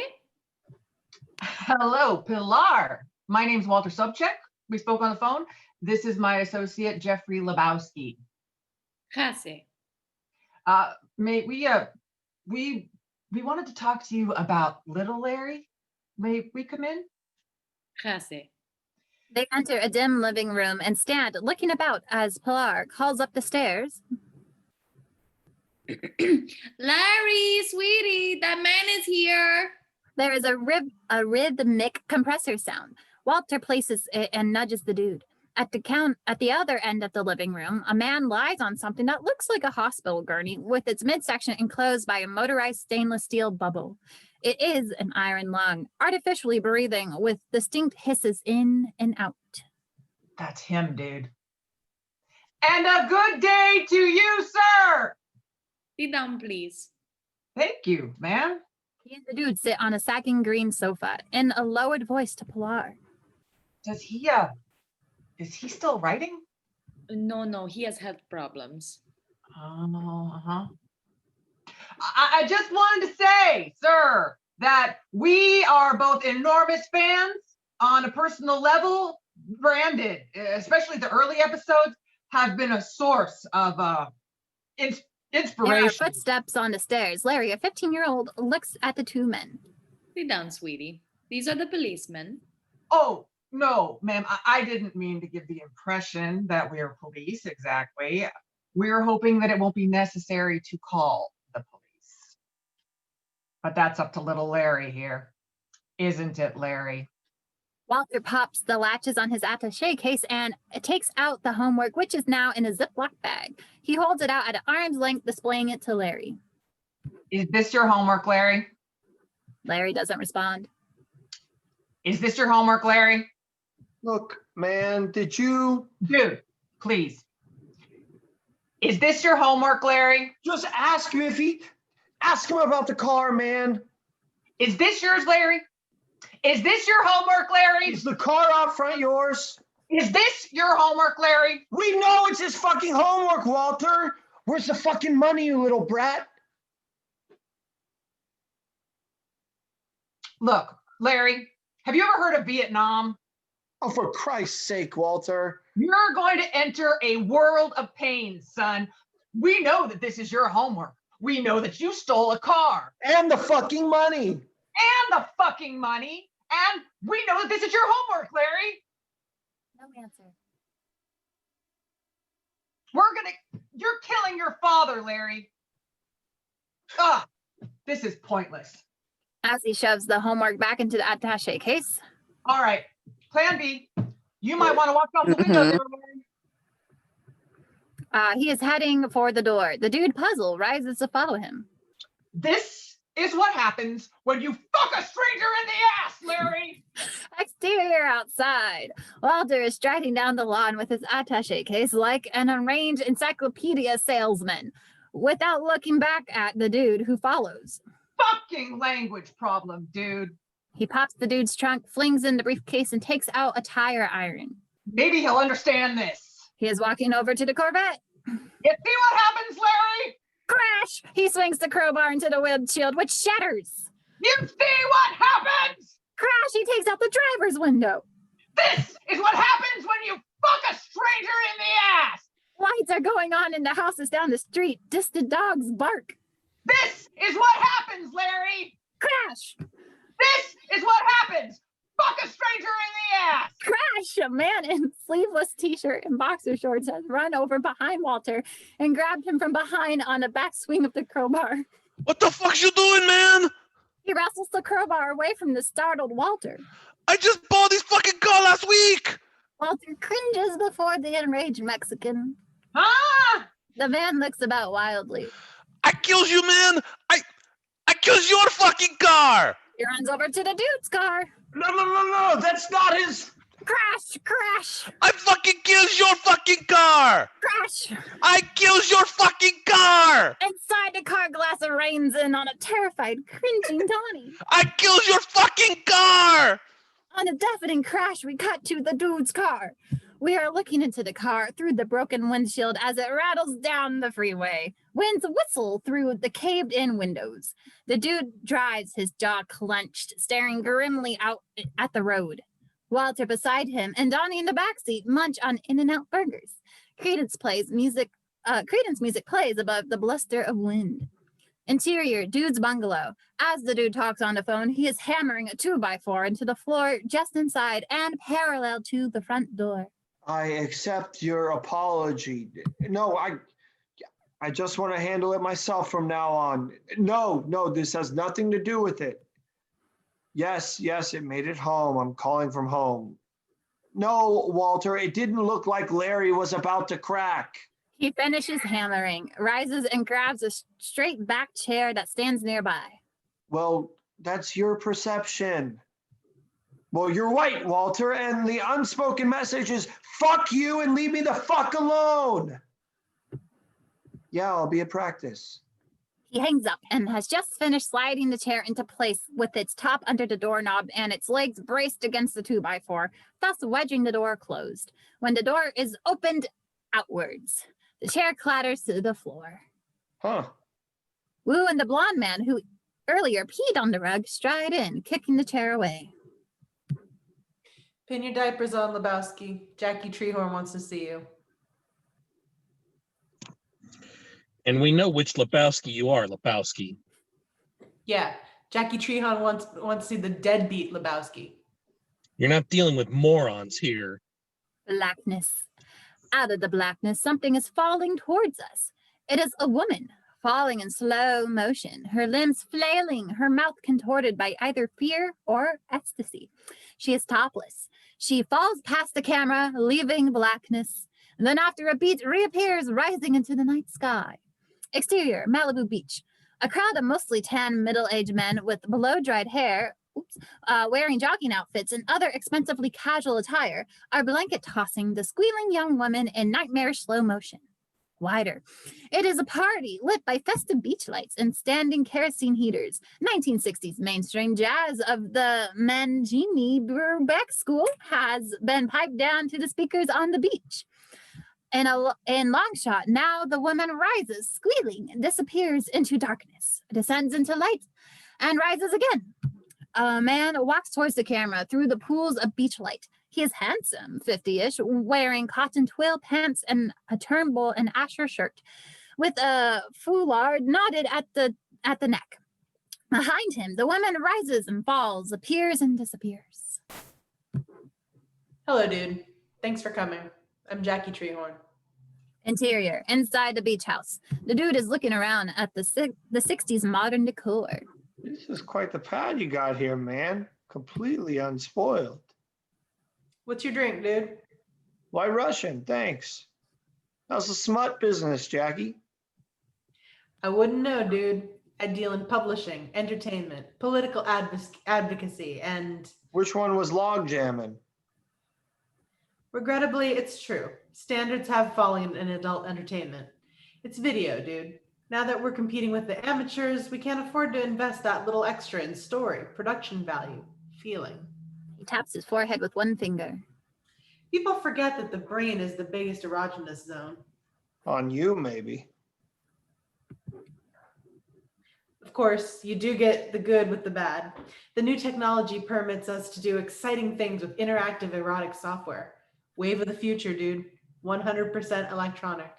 Uh-huh. Well, I still jerk off manually. Of course you do. I can see you're anxious for me to get to the point. Well, dude, here it is. Where's Bunny? I thought you said you might know, man. Me? How would I know? The only reason she ran off was to get away from her rather sizable debt to me. But she hasn't run off. She's been. I've heard the kidnapping story, so save it. I know you're mixed up in all this, dude. Oh, nope, that's you. I know you're mixed up in all this, dude, and I don't care that you're trying to take off her husband. That's your business. All I'm saying is I want mine. Yeah, well, right, man. There are many facets of this, many interested parties. If I can find your money, man, what's in it for the dude? Of course, there's that to discuss. Refill? Does the Pope shit in the woods? Let's say a 10% finder's fee. Okay, Jackie, done. Yeah, I like the way you do business. Yeah. Your money is being held by a kid named Larry Sellers. He lives in North Hollywood on Radford near the In-N-Out Burger. A real fucking brat, but I'm sure your goons will be able to get it off him. I mean, he's only 15 and he's flunking social studies. So if you'll just write me a check for my 10% of $500,000, 50 grand. He's getting to his feet, but sways woozily. I'll go out and mingle. Jesus. Yeah, you make a hell of a Caucasian, Jackie. Shakes his head, tries to focus. A 15-year-old? Is this your idea of a joke? Jackie Treehorn's image starts to swim. He is joined on either side by Wu and the blonde man, all three men looking grimly down at the dude. No funny stuff, Jackie. The kid's got it. Hiya, fellas. Kid just wanted a car. All the dude ever wanted was his rug back. No, not greedy. It really. He squints at Jackie Treehorn, who swims in and out of focus, tied the room together. He tips forward, spilling his drink off the table. From under the glass coffee table, looking up at the dude as his face hits the glass and squishes. Fast fade out black. Darkness washed over the dude. Darker and a black steers took us on a moonless prairie night. There was no bottom. We hear a thundering bass. Scratchy white title card. Jackie Treehorn presents another title card, The Dude, and Maud Lebowski in Gutter Balls. The title logo is a suggestively upright bowling pin flanked by a pair of bowling balls. The bending bass sound turns into the lead-in to Kenny Rogers and the first editions Just Dropped In. The dude is walking down a long corridor dressed as a cable repairman. The dude's face is washed with a brilliant light as the corridor opens onto a gleaming bowling alley. In the center of the alley stands Maud Lebowski, singing operatic harmony to the Kenny Rogers song. She wears an armored breastplate and Norse headgear, has braided pigtails, and holds a trident. The dude stands behind her and, pressed up against her, helps her with her follow-through as she releases a bowling ball. The lane is straddled by a line of Quarians in spangly mini skirts, their arms akimbo, Busby Berkeley style, their legs turning the lane into a tunnel leading to the pins at the end. But it is no longer a bowling ball rolling between their legs. It is the dude himself, levitating inches off the lane, the tools from his utility belt swinging free. He is face down, his arms torpedo-like pressed against his sides. His point of view shows the lane rushing by below, the little ball guide arrow zipping by. The dude twists his body around, performing a barrel roll so that he is now gliding along the lane face up. Now his point of view looks up at the dresses of the passing Quarians. The dude smiles dreamily and does a backstroke motion so that he is once again gliding face down. He looks forward and his forward momentum blows back his hair. Coming at us as we go through the last few pairs of legs are the approaching pins. We hit the pins, scattering them, and rush on into black. A body drops down into the blackness in slow motion. A topless woman, squealing, her legs kicking. As she drops out of frame, leaving blackness again, three men are entering from the background, emerging into a pool of light. It is the Germans, advancing ominously, wielding oversized shears which they menacingly scissor. The dude, now standing in a field of black, reacts to the advancing Germans. He turns and runs, fists pumping. The scissoring sound at the shears turns into the whoosh of carbines. The field of black is punctured by headlights. The dude is running blearily down the middle of the Pacific Coast Highway. Cars rush by on either side, horns blaring. With the blue whoop of a short siren blast, a squad car with flashing gumballs pulls up. Interior, squad car. The dude sits in the back seat, his head lolling with the motion of the car as he blearily sings the theme of the branded. He was innocent, now the charge was true. They ran away. Interior, chief's office. The dude is hurled against the chief's desk, which he bounces off of to come to rest more or less seated in a facing chair. His wallet is tossed onto the desk. The chief leans forward, takes the wallet, and sorts through it with disgusted incredulity. This is your only ID? He is looking at the Ralph Shopper Club's rewards card. I know my rights. You don't know shit, Lebowski. I want a fucking lawyer, man. I want Bill Cunster. What are you, some kind of sad-ass refugee from the fucking 60s? Uh-huh. Mr. Treehorn tells us that he had to eject you from his garden party, that you were drunk and abusive. That guy treats women like objects, man. Mr. Treehorn draws a lot of water in this town, Lebowski. You don't draw shit. We got a nice, quiet beach community here, and I aim to keep it nice and quiet. So let me make something plain. I don't like you sucking around, bothering our citizens, Lebowski. I don't like your jerk-off name. I don't like your jerk-off face. I don't like your jerk-off behavior. And I don't like you, jerk-off. Do I make myself clear? I'm sorry, I wasn't listening. The chief hurls his steaming mug of coffee at the dude. It hits him in the forehead with a thud, the scalding coffee splashing everywhere. The chief is already up off his chair, rounding the desk. Ow! Fucking fascist! The chief slaps him twice. Stay out of Malibu, Lebowski. He kicks the chair from out under the dude, then starts kicking at him. Stay out of Malibu, deadbeat. Keep your ugly fucking gold-breaking ass out of my beach community. Interior, cab. The dude in the back seat of a cab that rocks and squeaks with every bump is gingerly touching at sore spots on his face and scalp. Peaceful, easy feeling is on the radio. Dude's point of view. The back of the driver, a large black man with Rasta dreads under a knit cap. Jesus, man, can you change the station?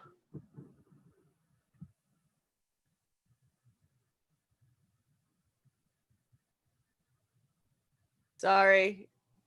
What page? 90. Thank you.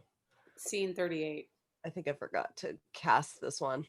Fuck you, man. You don't like my fucking music? Get your own fucking cab. I've had a... I pull over and kick your ass out, man. I had a rough night, and I hate the fucking Eagles, man. That's it. Out of this cab. Interior, the street. A cab screeches over towards the curb. Another car oncoming. Its radio blaring Metallica speeds by. Inside the other car, it is a red convertible. The driver singing loudly and badly, along with the radio, her hair blowing in the wind, a dreamy smile on her face as she speeds along higher than a kite, is Bunny Lebowski. The footwell on the accelerator, her right foot in an open-toed, bright red, high-heeled shoe has 5 painted toes. When she downshifts, her left foot enters to engage the clutch. 5 more toes. Interior, dude's bungalow. The dude staggers in the open front door, one hand pressed to the lump on his forehead, and looks around. Jesus. The place is a wreck. Furniture has been overturned, upholstery slashed, drawers dumped. Quiet. The door to the bedroom starts to creak open. The dude cringes. Maud emerges from the bedroom. She is wearing a bathrobe. Jeffrey. Maud?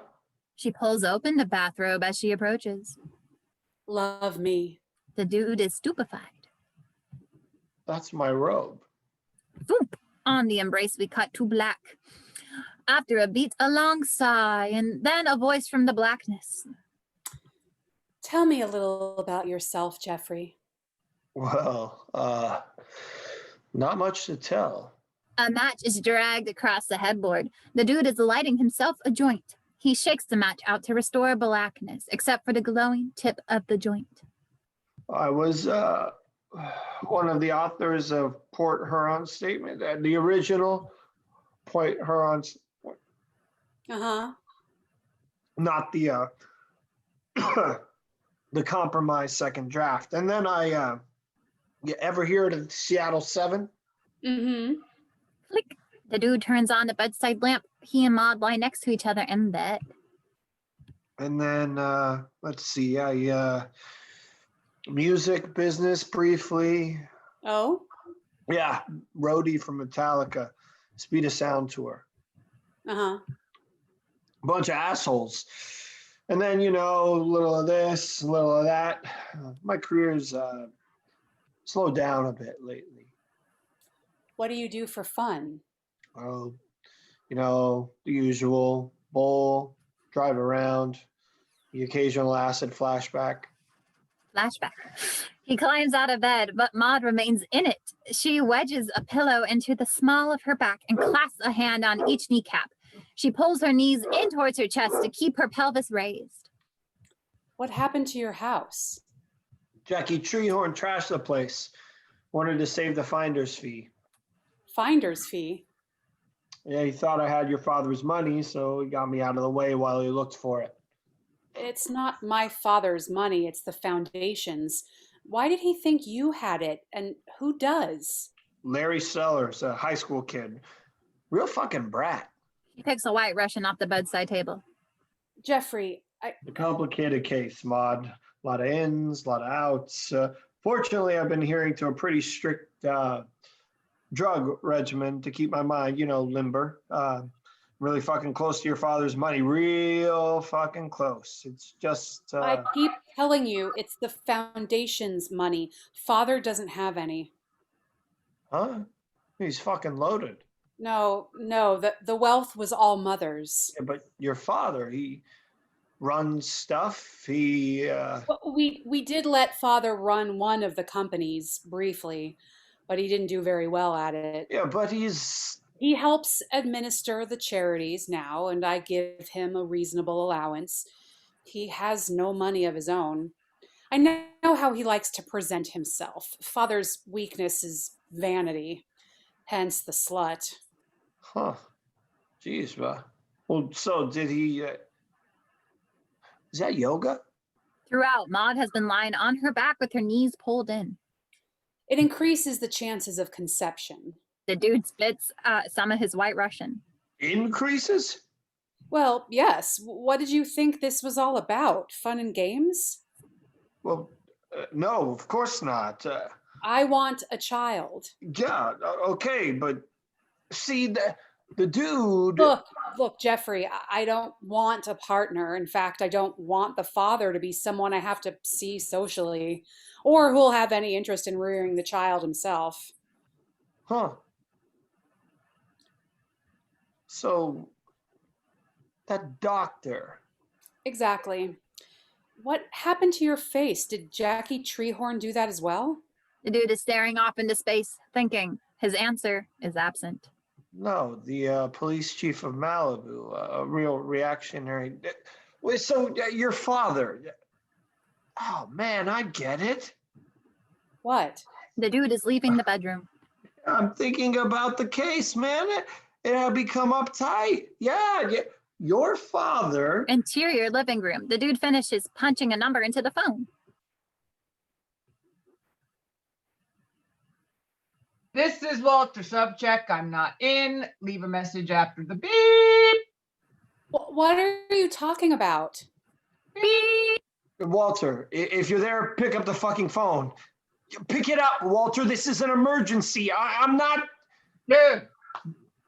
Walter, listen. I'm at my place. I need you to come pick me up. I can't drive, dude. It's Erev Shabbos. Huh? Erev Shabbos. I can't drive. I'm not even supposed to pick up the phone unless it's an emergency. It is a fucking emergency. I understand. That's why I picked up the phone. Then why can't you?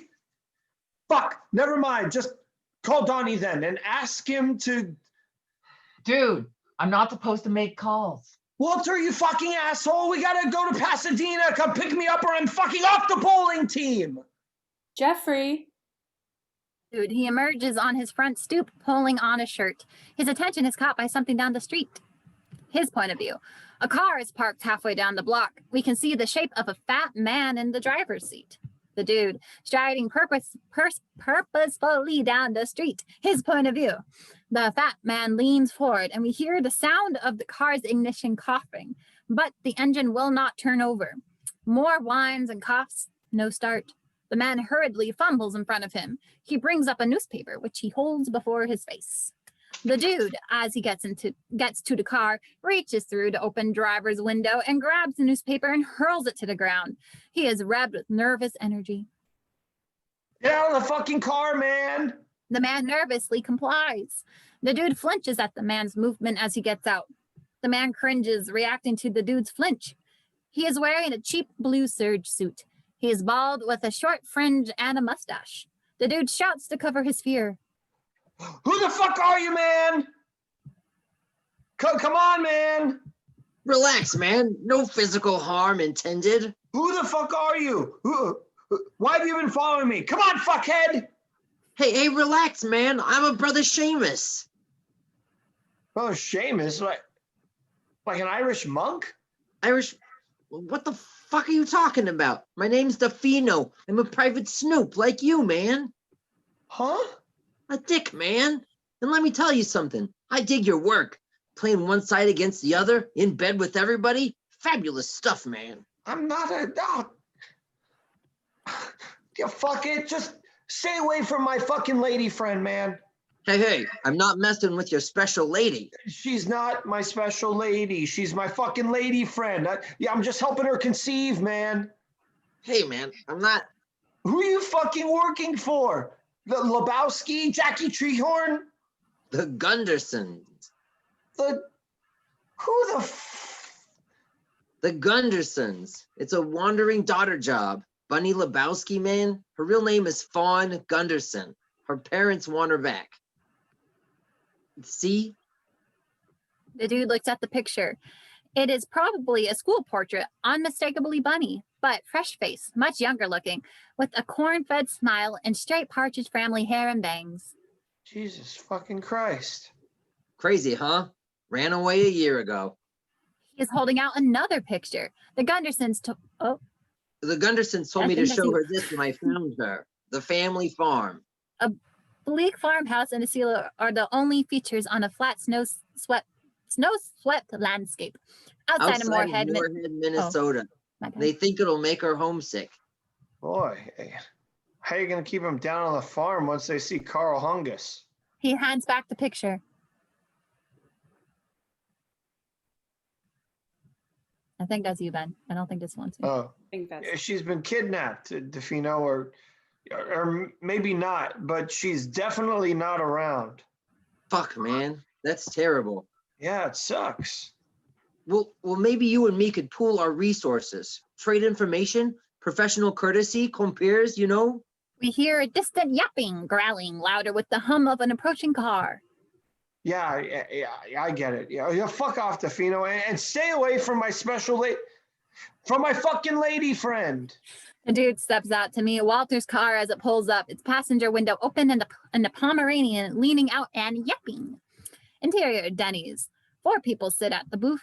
Dieter, Kiefer, Franz, all in black leather, and a young woman with long, stringy blonde hair, wearing torn and patched jeans and a ribbed, sleeveless t-shirt, worn thin with age. She is apparently braless and is teutonically pale with birthmarks on her face and arms. Notable is her camera side leg, which extends in a bandaged, twaddled foot. Dried rust-colored blood stains on the tip of the bandage. The 4 are arguing loudly in German.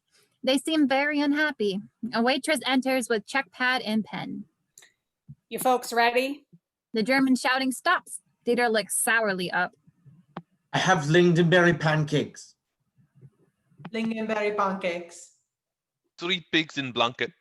The woman speaks to Dieter in German. He nods. Lingonberry pancakes. Interior, Walter's car. Walter's eyes are on the road as he listens, driving to the dude, whose speech is occasionally punctuated by yaps from the back seat. I mean, we totally fucked it up, man. We fucked up his payoff. And got the kidnappers all pissed off, and the Big Lebowski yelled at me a lot, but he didn't do anything, huh? Well, it's sometimes the cathartic. I'm saying if he knows I'm a fuck up, then why does he still leave me in charge of getting back his wife? Because he fucking doesn't want her back, man. He's had enough. He no longer digs her. It's all a show. But then, why didn't he give a shit about his $1 million? I mean, he knew we didn't hand off his briefcase, but he never asked for it back. What's your point, dude? His $1 million was never in it, man. There was no money in that briefcase. He was hoping they'd kill her. You throw a ringer up for a ringer. Yeah? Shit, yeah. Okay, but how does all this add up to an emergency? Huh? I'm saying, I see what you're getting at, dude. He kept the money. But my point is, here we are. It's Shabbos, the Sabbath, which I'm allowed to break only if it's a matter of life or death. Walter, come off it. You're not even fucking Jewish. What the fuck are you talking about? You're fucking Polish Catholic. What the fuck are you I converted when I married Cynthia. Come on, dude. Yeah, and you were. You know this. And you were divorced 5 fucking years ago. Yeah. What do you think happens when you get divorced? You turn in your library card? You get a new license? You stop being Jewish? This driveway. I'm as Jewish as fucking Tevye. It's just part of your whole sick Cynthia thing. Yeah? Taking care of her fucking dog, going to her fucking synagogue. You're living in the fucking past. 3,000 years. Beautiful tradition from Moses to Sandy Koufax. You're goddamn right I'm living in the fucking past. Jesus, what the hell happened? He is looking off as the car slows. The dude looks where Walter is looking. Interior, the Lebowski mansion. Walter's car pulls up the drive into the foreground and he and the dude get out. Both are gaping off at the front lawn. Jesus Christ. Their point of view.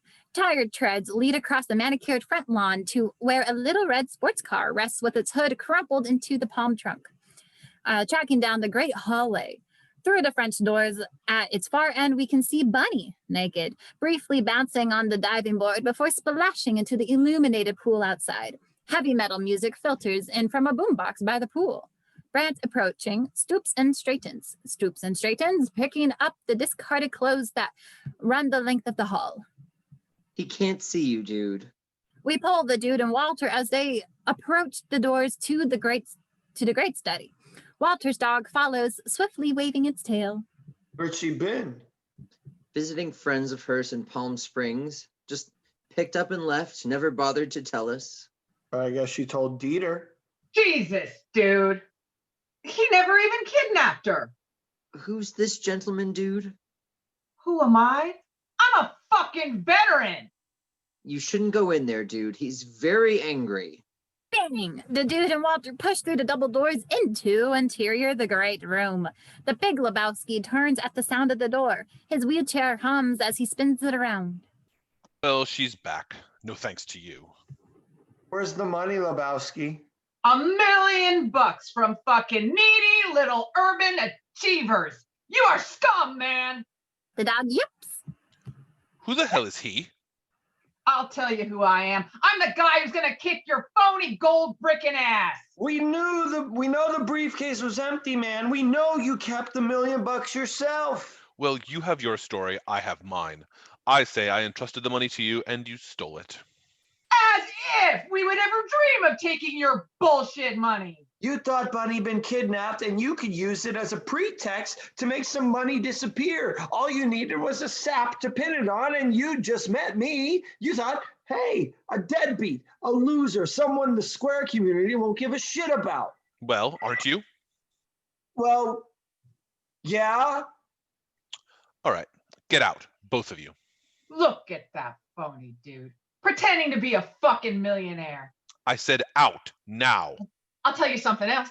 I've seen a lot of spinals, dude, and this guy is a fake, a fucking goldbricker. This guy fucking walks. I've never been more certain of anything in my life. Stay away from me, mister. Walter reaches around from behind and hoists the big Lebowski out of the wheelchair by his armpits. Walk, you fucking phony! The big Lebowski waggles helplessly, his rubbery feet grazing the floor like a raggedy ant's. The Pomeranian gaily leaps and yaps. Put me down, you son of a bitch! Walter! It's all over, man. We're calling your fucking bluff. Walter, for Christ's sake, he's crippled. Put him down. You're all put him down, dude. Rouse! Achtung, baby! He shoves the big Lebowski forward and he crumples to the floor, weeping. Oh. Shit.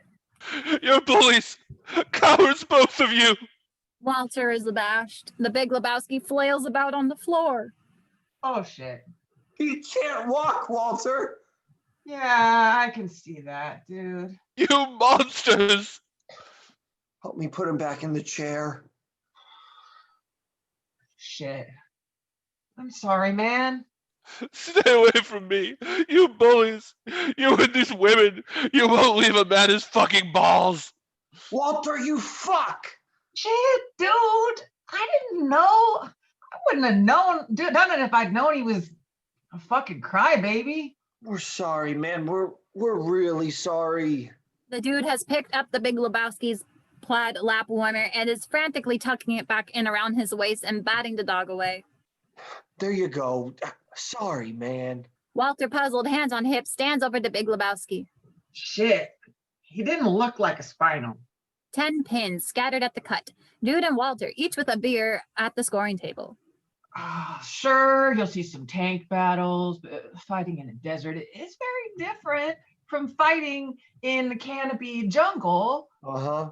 I mean, Nam was a foot soldier's war, whereas this thing should be a fucking cakewalk. I mean, I had an M16 Jacko, not an Abrams fucking tank. Just me and Charlie, man. Eyeball to eyeball. Yeah. That's fucking combat. The man in the black pajamas, dude. Worthy fucking adversary. Who's in pajamas? Fuck up. Shut the fuck up, Donnie. Not a bunch of fig eaters with towels on their heads trying to find reverse on a Soviet tank. This is not a worthy adversary. That's Jesus. Quintana. Oh, Back fuck. to Jesus. That fucking Wait, hate. wait. Sorry. That's the Jesus. What's this day of rest shit, man? Now, before that, What? Fuck. Hey! the dude and Walter look. Quintana is bellowing from the lip of the lane and is restrained by O'Brien. What's this day of rest shit, man? Walter looks at him innocently. What is this bullshit, man? I don't fucking care. It don't matter to Jesus. But you're not fooling me. You might fool the fucks in the league office, but you don't fool Jesus. It's Bush League psych out stuff. Laughable, man. I would have fucked you in the ass Saturday. I'll fuck you in the ass next Wednesday instead. Quintana makes hip grinding coital motions as O'Brien leads him away. You got a date Wednesday, man. Walter, his head cocked, and the dude peeking over his shades, watch him go. He's cracking. Exterior bowling alley parking lot. Donnie, Walter, and the dude emerge from the alley, each holding his leatherette ball satchel. The tree of life, dude, to all who cling to it. They react to the droning synthesizer-based techno-pop coming from a boombox. Reverse, Dieter, Kiefer, and Franz in shiny black leather stand in a line facing them in the all but deserted lot. Behind them, orange flames lick gently at the dude's car, which has been put to the torch. The orange flames glow on the men's creaking leather. Next to the car are 3 motorcycles parked in a neat row. The dude looks sadly at the burning car. They finally did it. They killed my fucking car. We want that money, Lebowski. Otherwise kills a girl. Yeah, it seems you forgot a little deal, Lebowski. You don't have the fucking girl, dipshits. We know you never did. So you got nothing on my Johnson. The men in black, stunned, confer amongst themselves in German, under his breath. Are these the Nazis, Walter? Walter answers also sotto voce, his eyes still on the 3 men. They're nihilists, Donnie. Nothing to be afraid of. The Germans stop conferring. We don't care. We still want that money or we fuck you up. Ja, we still want the money. We threaten you. He pulls an Uzi from under his coat. It glints in the firelight. Fuck you. Fuck the three of you. Hey, cool it, Walter. There's no ransom. And if you don't have a fucking hostage, that's what ransom is. Those are the fucking rules. There are no rules. No rules? You cabbage-eating sons of bitches? Hey, his girlfriend gave up her toe. She thought we be getting $1 million. It's not fair. It's fair? Who's the fucking nihilist here? What are you, a bunch of fucking crybabies? Hey, cool it, Walter. Listen, pal, there was never any money. The big Lebowski gave me an empty briefcase, man. So take it up with him. And I'd like my undies back. Germans confer again in German. Donnie is visibly frightened. Are they gonna hurt us, Walter? They won't hurt us, Donnie. These men are cowards.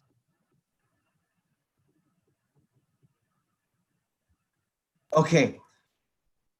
We take the money you have on you and we call it even. Fuck you. The dude is digging into his pocket. Come on, Walter, we're ending this thing cheap. Walter's eyes, burning with hatred, are locked on Dieter's. What's mine is mine. Come on, Walter. Louder to the German as he looks in his wallet. $4 here. He inspects the change in his palm. Almost 5. I got 8, dude. What's mine is mine. With a ring of steel, Dieter produces a glinting saber. We fuck you up. We fuck you up. We take your money. Come and get it. We fuck you up, man. Come and get it. Fucking nihilist. I fuck you. I fuck you. Show me what you got, nihilist. Dit with a 9-toed woman. In a rage, Dieter charges. I fuck you. I fuck you. I fuck you. I fuck you. I fuck you. Walter hurls his leather satchel. Kiefer, watching Dieter's charge, is caught off guard. The bowling ball thuds into his chest and lifts him off his feet. He falls back, his Uzi clattering away. Walter twists away as Dieter reaches him and grabs Dieter's head in both hands, draws Dieter's head up to his mouth, which closes on Dieter's ear. The dude rushes Franz, but draws up short as Franz sends out karate kicks, his leather pants squeaking and popping. Franz gives a loud cry with each kick, and the dude leans back, throwing his arms up, evading the kicks. Walter, his jaw still clamped on Dieter's ear. Dieter draws his saber against Walter's side, drawing blood. Walter doesn't react to the wound. Growling as Dieter screams, he worries his ear, waggling his head with his jaws clamped. The saber, Dieter drops it. Dude awkwardly circling, evading Franz's kicks. Walter, still worrying with the ear. With a tearing sound, his head and Dieter separate. Dieter, earless, screams. I fuck you. You cannot hurt me. I believe in nothing. Walter spits his ear into his face. The dude and Franz, both now panting heavily, have yet to establish body contact. Franz continues to kick. Weakling! Walter draws back his fist. Nothing! Anti-Semite! Bam! A powerhouse blow to the middle of his face drops Dieter for the count. Dude and Franz, with a piercing shriek, Franz finally summons the nerve to charge the dude, hands raised to deliver karate blows. As he reaches the dude, flap! The boombox swings at a frame to smash him in the face. Its volume shoots up. Walter bashes him a few more times over the head. The music screeches to static. Then quiet. Laid out now, Franz too is quiet. All quiet.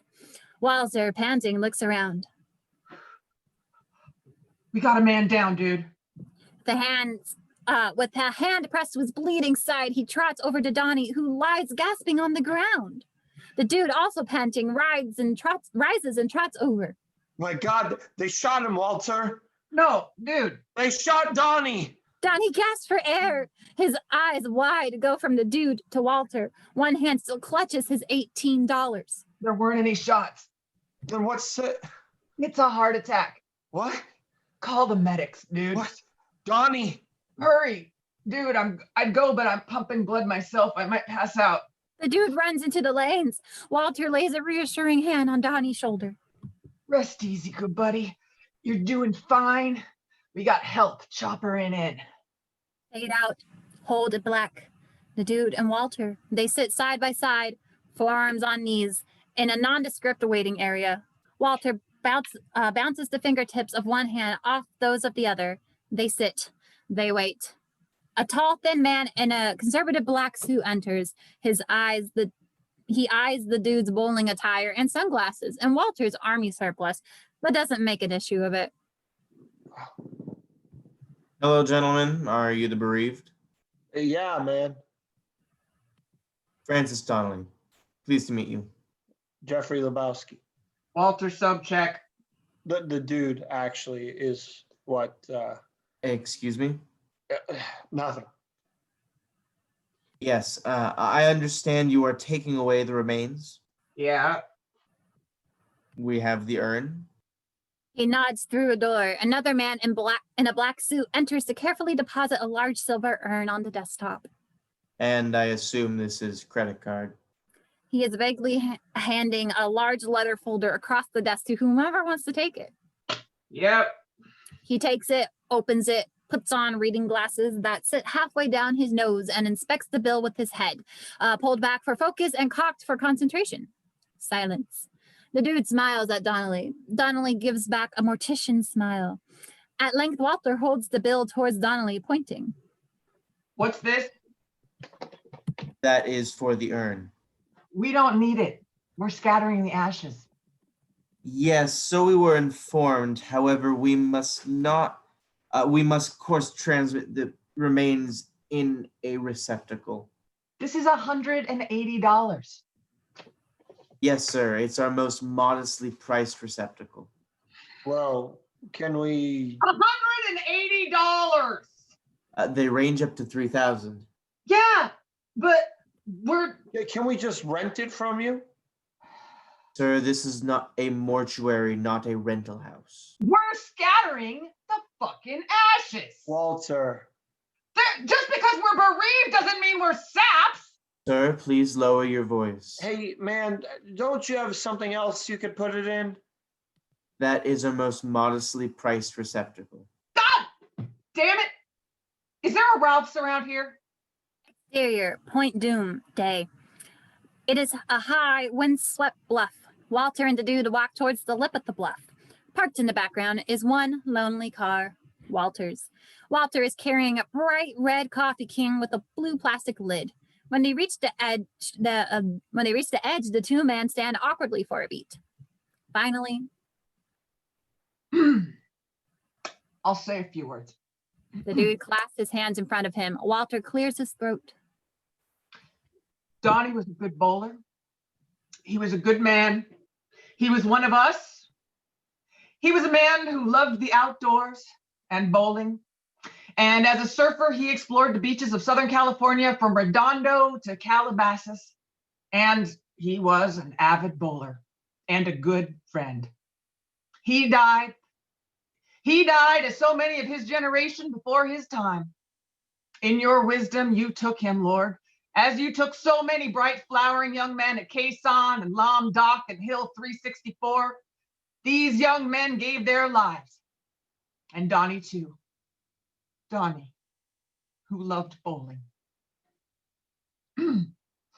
And so, Theodore Donald Karabatsas, in accordance with what we think your dying wishes might well have been, we commit your mortal remains to the bosom Walter is peeling the plastic lid off the coffee can.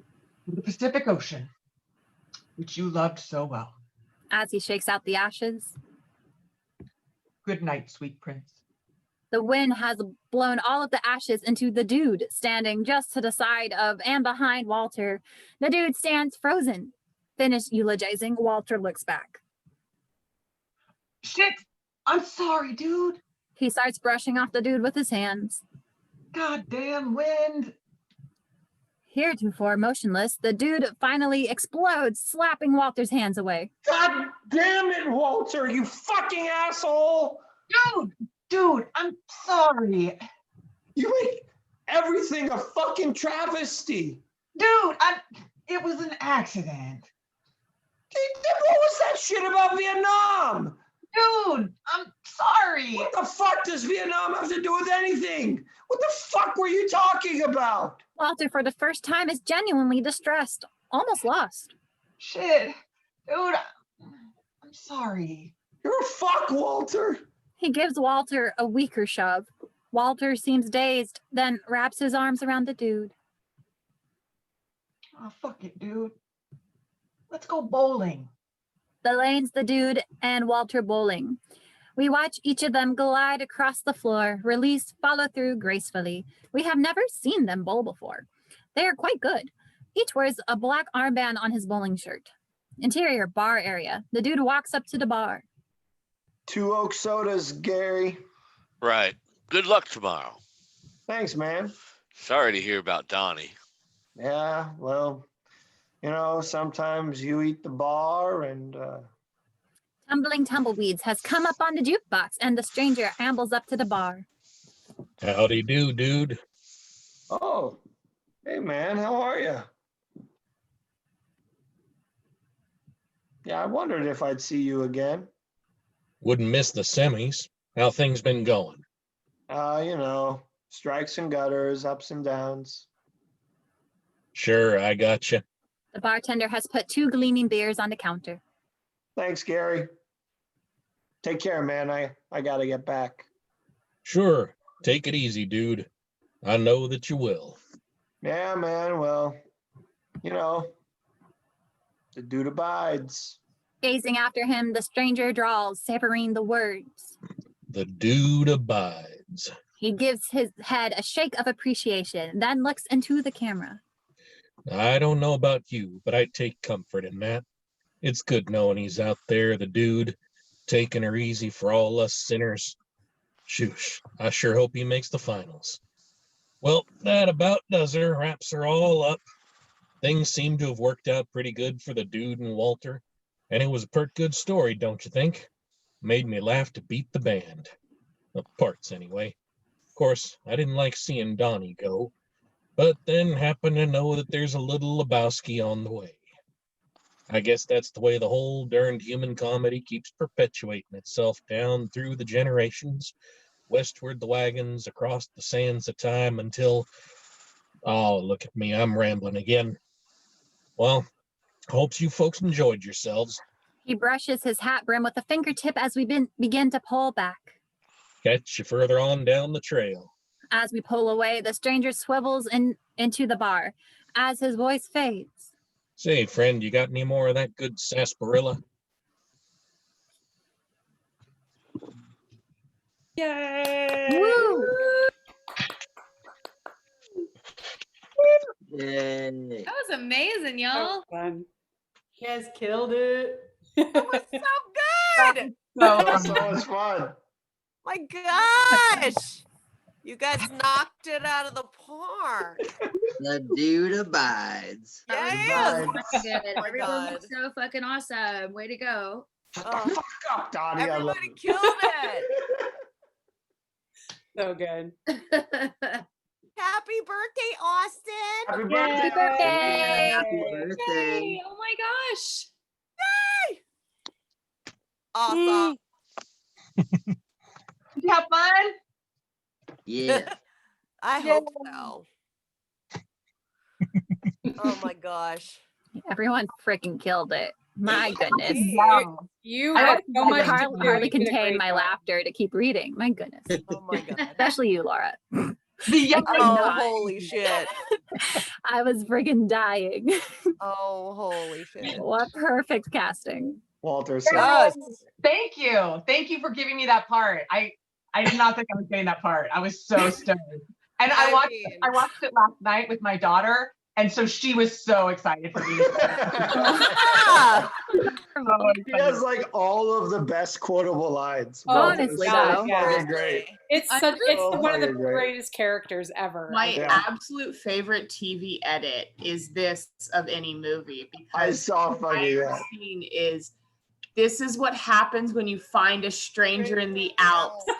best censored line of any fucking movie. Wait, hold on. Makes no sense. That's what happens. You find a stranger, and it's so very much known that it's dubbed when they show it on TV. It's like so obvious. So hardcore dubbed. It's like a full cut. Like cut. It's like not even streamlined. It's so fucking funny. Like fuck is every other word in the script between the dude and Just a little bit. Walter's lines are rough in the TV version of this movie. I could imagine. I mean, it's like those old Eminem radio edits. It's like, why did they bother? Just no. Hey, it's like when I heard the radio edit of WAP, I was just like, this couldn't. What's the point? Honestly, really. I haven't heard it yet, but now I think I really need to. Wet and gushy. Wet and God. gushy made me far more uncomfortable than That's wet. hilarious. Yeah. Like It's wet a and gushy Stranger sounds. Things parody pin. Oh yeah, the wet and gushy is what they Yeah. say, right? Ugh. Yeah. Sounds way worse. Is that any better though? No. Right? I feel like that's worse. That sounds like a Weird Al parody version of the song. Yeah, Oh right. my gosh, you better come But out not with as a funny. Yeah. I'm much less grossed out by wet ass pussy than I am by wet and gushy. Agree. Right. Gushy is not. Have you seen the Disney Not a- wet ass pussy? It's like all these clips. It's so well done. I'll try to put the link in the chat. Yes. Please. Put it in the event page because Yeah. the chat goes bye-bye. Yeah. Yeah. Bye-bye. Bye-bye. My God. So fun. That's so much You fun. are keeping me sane. Thank you so much. I love Yes. Dude, and I was just gonna say, like, I feel like one of the unforeseen perks of these is that now your kids are starting to appreciate how cool you are, and like, if we can facilitate that, we've done a good thing. Yeah. Right. Absolutely. It's a Yeah, win. Fucking rad. She was like, okay, so she gave you Walter. So that means she either likes you a lot, or she thinks you're good, or she Or hates both. you, but she thinks you're good, or she really, really likes you, but she's like going through all the permutations. Mood. Ever. Big mood. Either that you guys like me, and that I must be good enough. So that made me so Dude. happy. I'm not like, Killed it. I don't care what you guys think. I just care what my 14-year-old thinks. That is so fucking You guys adorable. have to really like me as long as she thinks you like me. But yeah, it was huge. So thank you. It was good. Amazing. Oh my God. Well, when I saw it was you, I was like, oh yes. Oh This is- yeah. this should be. Oh yeah. This is No correct. other This is ladies the put way. in but no ladies put in for Walter or the dude that I saw. So I know. You on, killed baby. it. Kill. I was hoping to see some of your toes, Bunny. I was like, but I didn't want to sound like Quentin Tarantino. I did when I You lifted it up at the beginning. Yeah. Low. I saw it. I was like, I don't want to sound like Quentin Tarantino, but make with the toes. Show me your Wow. I said when I had my first line and I told him to blow on my toes, I held up my foot. Oh, okay, good. I'm There proud. we go. I always do. You know me. I'm good. I'll have to Those who were here for Scott Pilgrim know about my Roxy Richter moment where my leg was in the air for about 5 minutes. Perfect. God. That was amazing. Sadie commits. I do. I commit. Absolute commitment. I mean, that's why it's fun. It's not fun if you don't commit. Yeah. We've got a bunch of stuff coming up this week. It's going to be fun. Grease 2. I know. I'm so excited. There's so many coming up. I can't believe they have karaoke versions of that online. Of course they do. do. Are you kidding me? Of course they do. Well, you think a lot of other things you think, of course, they have it, and they totally fucking don't. Like, But they have like shock treatment, which means they definitely have grease too. yeah. There. Like, Wait, didn't I feel like Joseph made those shock treatment ones? that would I'm not even joking. Like, No, I know that wouldn't surprise. Because we used to do like Rocky Who's Horror. on the DVD commentary for Shock Treatment, so the idea that Joseph would be the person to create the karaoke tracks is not shocking to me. Yeah. It's a very reachable world. Shock Treatment. Yeah. Oh my god. I remember when he made the initial Reefer Madness soundtrack. Right. Like Yeah. 8 years before it was actually released. Yeah. That's because we were like rabid mega fans of that musical. Yeah. So I good. love Even it. before the So movie fucking came out. good. Even before the movie. The Showtime movie. The Showtime with the Anna Which Gas is- Fire. Anna Gas. I have the play script, and I don't know if you can get the actual script, but I'll look. But I do have the play script. Nom. Ngang. Yes. You are Hint, so hint, funny, hint. Brand. Fucking Brand, Brand, yes. So good.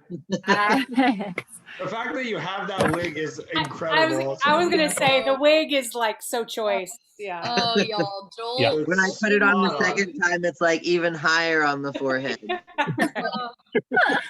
But that works. That works so well. Exactly. I was like, how much forehead can I get in here? Get that five It's head. a 5 head. It's a Yeah. 6 head. You beautiful. need that for Philip Seymour Hoffman. Yeah. All right. Yes. It was super fun. I can't wait for the next one. Yay! You were in it, Jolly. You guys are doing Bill and Ted's next on Monday? Yes. Yeah. Nice. Pretty rad. I'll hop on like probably like 9:30 or so to watch. this. Rad. I'm Sounds excited good. to watch. Yeah. It's gonna be fun. I think I'm gonna go make myself some dinner because it's dinner time for me. 11. Yeah, I haven't done that either. Same. Oops. But I love you guys. Good job, That was fun. everybody. Good job, everybody. That was amazing. Ben fucking Nice. killed it, dude. That was amazing. Everybody Yeah. did a great job. I mean, he always does. So I'm not Absolutely. Dude surprised. totally abided.